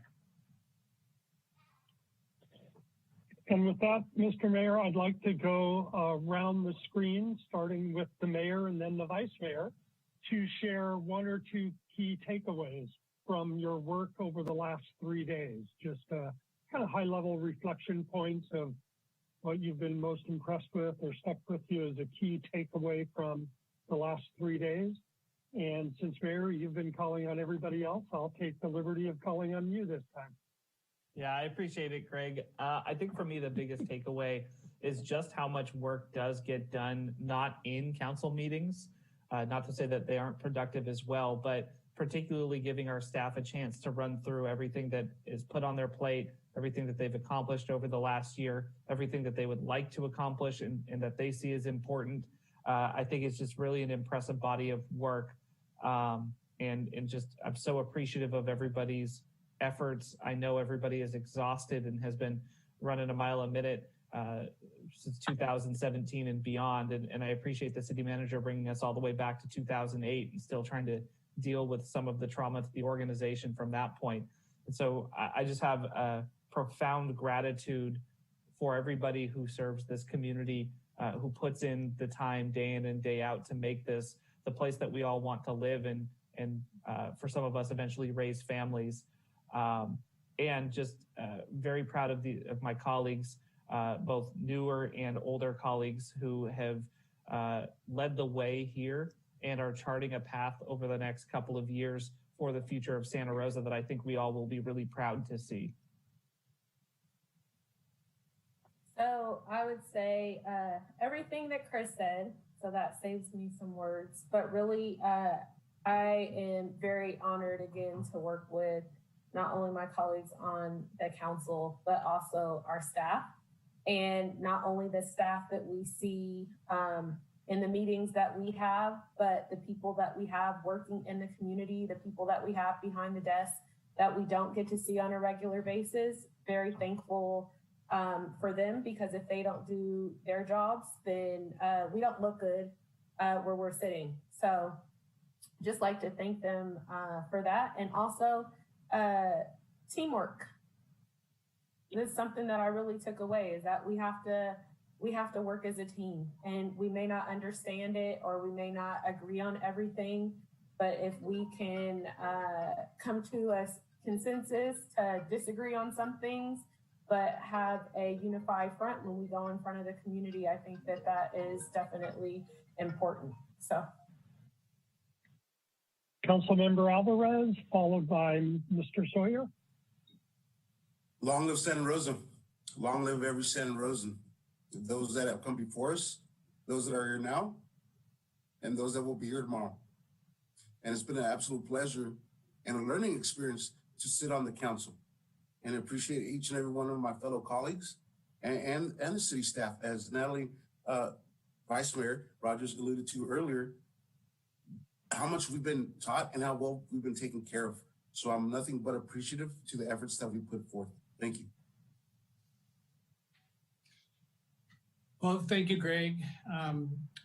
This is my 14th council goal setting session. And I've got to say that they've gotten better each year, but not so much as they've gotten better since Mr. McGlynn came on board. You decided, Mr. McGlynn, to make this process not only work well, but allow the process to inform our organization and all of those great employees that we have that participate more now in the goal setting than in history past. So thank you for each year making it better. And even with this, I can't say that I like the Zoom element, but given the challenges of Zoom, you've done an outstanding job. And my colleagues, thank you for those that haven't done it face to face. You have something to look forward to in the future. Given the constraints of Zoom, this has been, I was really concerned about the product that we were going to be able to come to provide. But I think that has a lot to do with the collegiate attitude or collegial attitude of my colleagues. So thank you to you all. My biggest takeaway is, like Natalie said, is being able to work together and work together as a team. And I think that has been really clear with the last 3 days, and the public input as well was truly informed how we went forward in our decision making this year. So regardless of the technological challenges, especially my own, I think this was very well done. Greg, you and your team, great job. And I look forward next year to being able to be doing this face to face. I'll just keep my fingers crossed, but good job, everyone. Councilmember Schwedhelm, followed by Fleming. So I'm still trying to figure out if the mayor just called me old or not, but beyond that, really appreciate the process. And one of the things that I have a question before I give the overall comments. Mr. City Manager, I know everyone on council got a thick book regarding council priorities work plan for fiscal year 2021. Is that available to the public so the public can see all the work that A, the council is prioritizing, and B, the work that staff is actually accomplishing? I honestly don't know its availability, but I will make sure that it is available. Thank you. I would add, because, and again, maybe just like the challenge I had expressed with Mr. Nutt about finding some of the other information, I think it would be great for that to be accessible to the public because, again, unless you're in the bubble like we are, it's really easy what we just did the last 2.5 days in context of actually now implementing that. And that's what our role is. This is what we'd like to see. And now the hard work, as you mentioned, Mr. McGlynn, I'm interested in seeing the work plan because I'm very concerned about staff capacity, especially with the DEI work that we're going to be doing. That's going to take a tremendous amount of time and energy. And again, making City of Santa Rosa a great place to work because I assure you, it's been my experience, happy employees, for lack of a better word, provide great customer service. You know, that was something that I was a big proponent of when I was a staff member. So I think we're off on the right track here. I am going to be interested again to see what that work plan looks like to make sure these are some realistic goals that we have established. So thank you, Greg, for the facilitation. I thought, as Mr. Sawyer mentioned, from a Zoom environment, I think it went as well as it could have been. So thank you. Yes, well, I feel very grateful and lucky to get to go last year. And, you know, as Councilmember Sawyer said, you know, it is a real treat to do it in person. And I can't wait till we can get this historic council back in person so you can all gawk at how tall Sean is. But at any rate, the real point that I wanted to make is that this is historic. This is our first time doing goal setting as a districted council. And as a result, we have more people from more different kinds of backgrounds than we've ever had before, as far as I know. We have our youngest mayor ever. We have, you know, 2 people who are raising children and one who might be, I don't know, raising one today, who knows. But, you know, I don't think that's ever been the case, that we've had, you know, people who are, you know, older, I wouldn't say old, but older, people who are active in the workforce, people who are renters, people who are homeowners. We really have quite the gamut. And then in addition, to be able to talk about the PG&E monies, this is really a story of hope that comes out of trauma and disaster. And that even though we are in one of the most unprecedented and difficult times, probably in our lifetimes, you know, on the heels of a couple of other very difficult times, that we have the amazing staff and community that are allowing us to be resilient and have, thanks to our amazing legal team and everybody, we have the chance here to move forward in a way that adds equity rather than takes away services. And we wouldn't be able to do that if we didn't have such an amazing team. And I want to talk about, just for a brief moment, the people that we don't see or hear every day. I want to thank our bus drivers. I want to thank the people who work at our wastewater treatment plant. I want to thank the people who do slurry seal. I want to thank the men and the women who respond to domestic violence calls and, you know, sit and watch our corners for speeding cars to protect our children. And the people who are doing vegetation management in our fire department, the people who are testing our water on a daily basis, the couple of guys who sit there and respond to calls to turn a light green for a disabled person who can't get a light to change. If you haven't had a chance to visit our operations center on Stony Point, if you haven't had a chance to walk the culverts under City Hall and understand just how much goes into making this place as amazing as it is, then you're really missing out. And when things do open up, I highly recommend doing that. And last but not least, to all of the residents who take your time out of your busy days to call in, to listen in, to watch, to read the newspaper, hopefully not get involved in the Facebook scrum or the discourse, if you can call it that, in the comments section, to the people who give thoughtful and encouraging public comments, who are willing to tell us when we're wrong, but not just when we're wrong, but how to make it right. You are the true heroes of our community, and I'm grateful to serve at your pleasure. thank you to everybody who made today possible. Councilwoman, what a great summative statement. I would also like to ask your city attorney and your city manager for any parting reflections or takeaways they may have. Sue? I will start by saying I very much appreciate the statements that have just been made by the council members, and it means a lot to our entire city team and to our community. And I so appreciate this process, and I recognize, having done it live, I agree there's a lot of added benefits, but this ran very smoothly.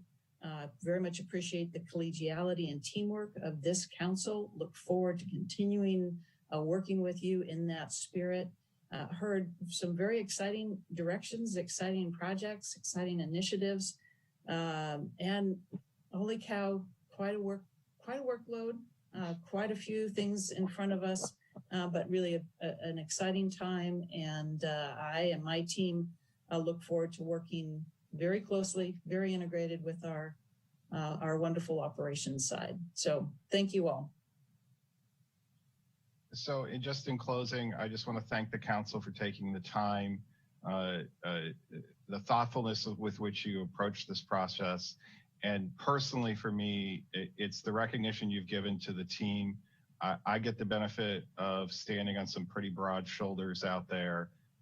This is a phenomenal organization, supporting a great community, which every time we ask the community to help us out, they come forward. I think that's come not just in the public comment, not just as we wrestle with difficult issues, but their commitment to seeing us through some really challenging times. So I want to thank the community, thank Santa Rosa, but especially thank you, council members, for the work you did over the last few days. And with that, I think we can close. There is some homework for all the council and staff. First is the evaluation form that's being emailed to you as we speak. It will just take a couple minutes for you to complete, and we ask that you do that while it's fresh, just to help us continue our ability to serve the city of Santa Rosa and dozens of other cities throughout California. Second, the communication style assessment that was sent to you last night. That will be a separate product provided back to the city. I've received about half of the responses so far. That will take you no more than 10 minutes, and you'll probably find it interesting, since communications is so much a part of the business of what policymakers actually do for their communities. Last, if I may be so bold to add a third homework assignment that we had toyed with making part of this agenda, but given the great work of the last 3 days, I think it may be one you'll enjoy as well. And we call it the Tweets of the Future assignment. If you could email me just some tweets or headlines you'd like to see about Santa Rosa in 10 years based on your work of the last 3 days. So it's a very much an aspirational, positive, looking ahead. We will reflect those back to the city in the report, not by name, but just by the issues raised. And this can be an assignment, Mr. Manager, with your permission, to both your staff as well as the council, to send a tweet or headline of the future in 10 years that you'd like to see about Santa Rosa coming from your work these last 3 days. With that, Mr. Manager and Mayor, I think my role as your facilitator is concluded. Well, thank you so much, Greg. And I do want to extend just heartfelt gratitude to you for the work that you and your team have done as well. This was, as Councilmember Sawyer said, an undertaking for sure to do via Zoom. So I appreciate your efforts. Council, I'm going to continue to utilize the process that Councilmember Schwedhelm put in place when he was mayor, of working with the city manager and executive staff and another council member, and bringing back to council a timeline for when we should expect to see many of the items that we just discussed to prioritize. I always found that very valuable, and I know that the public did as well. So you should see that coming up shortly after we have a chance to meet. And with that, we will adjourn today's meeting in our study session, and I'll see you all next week.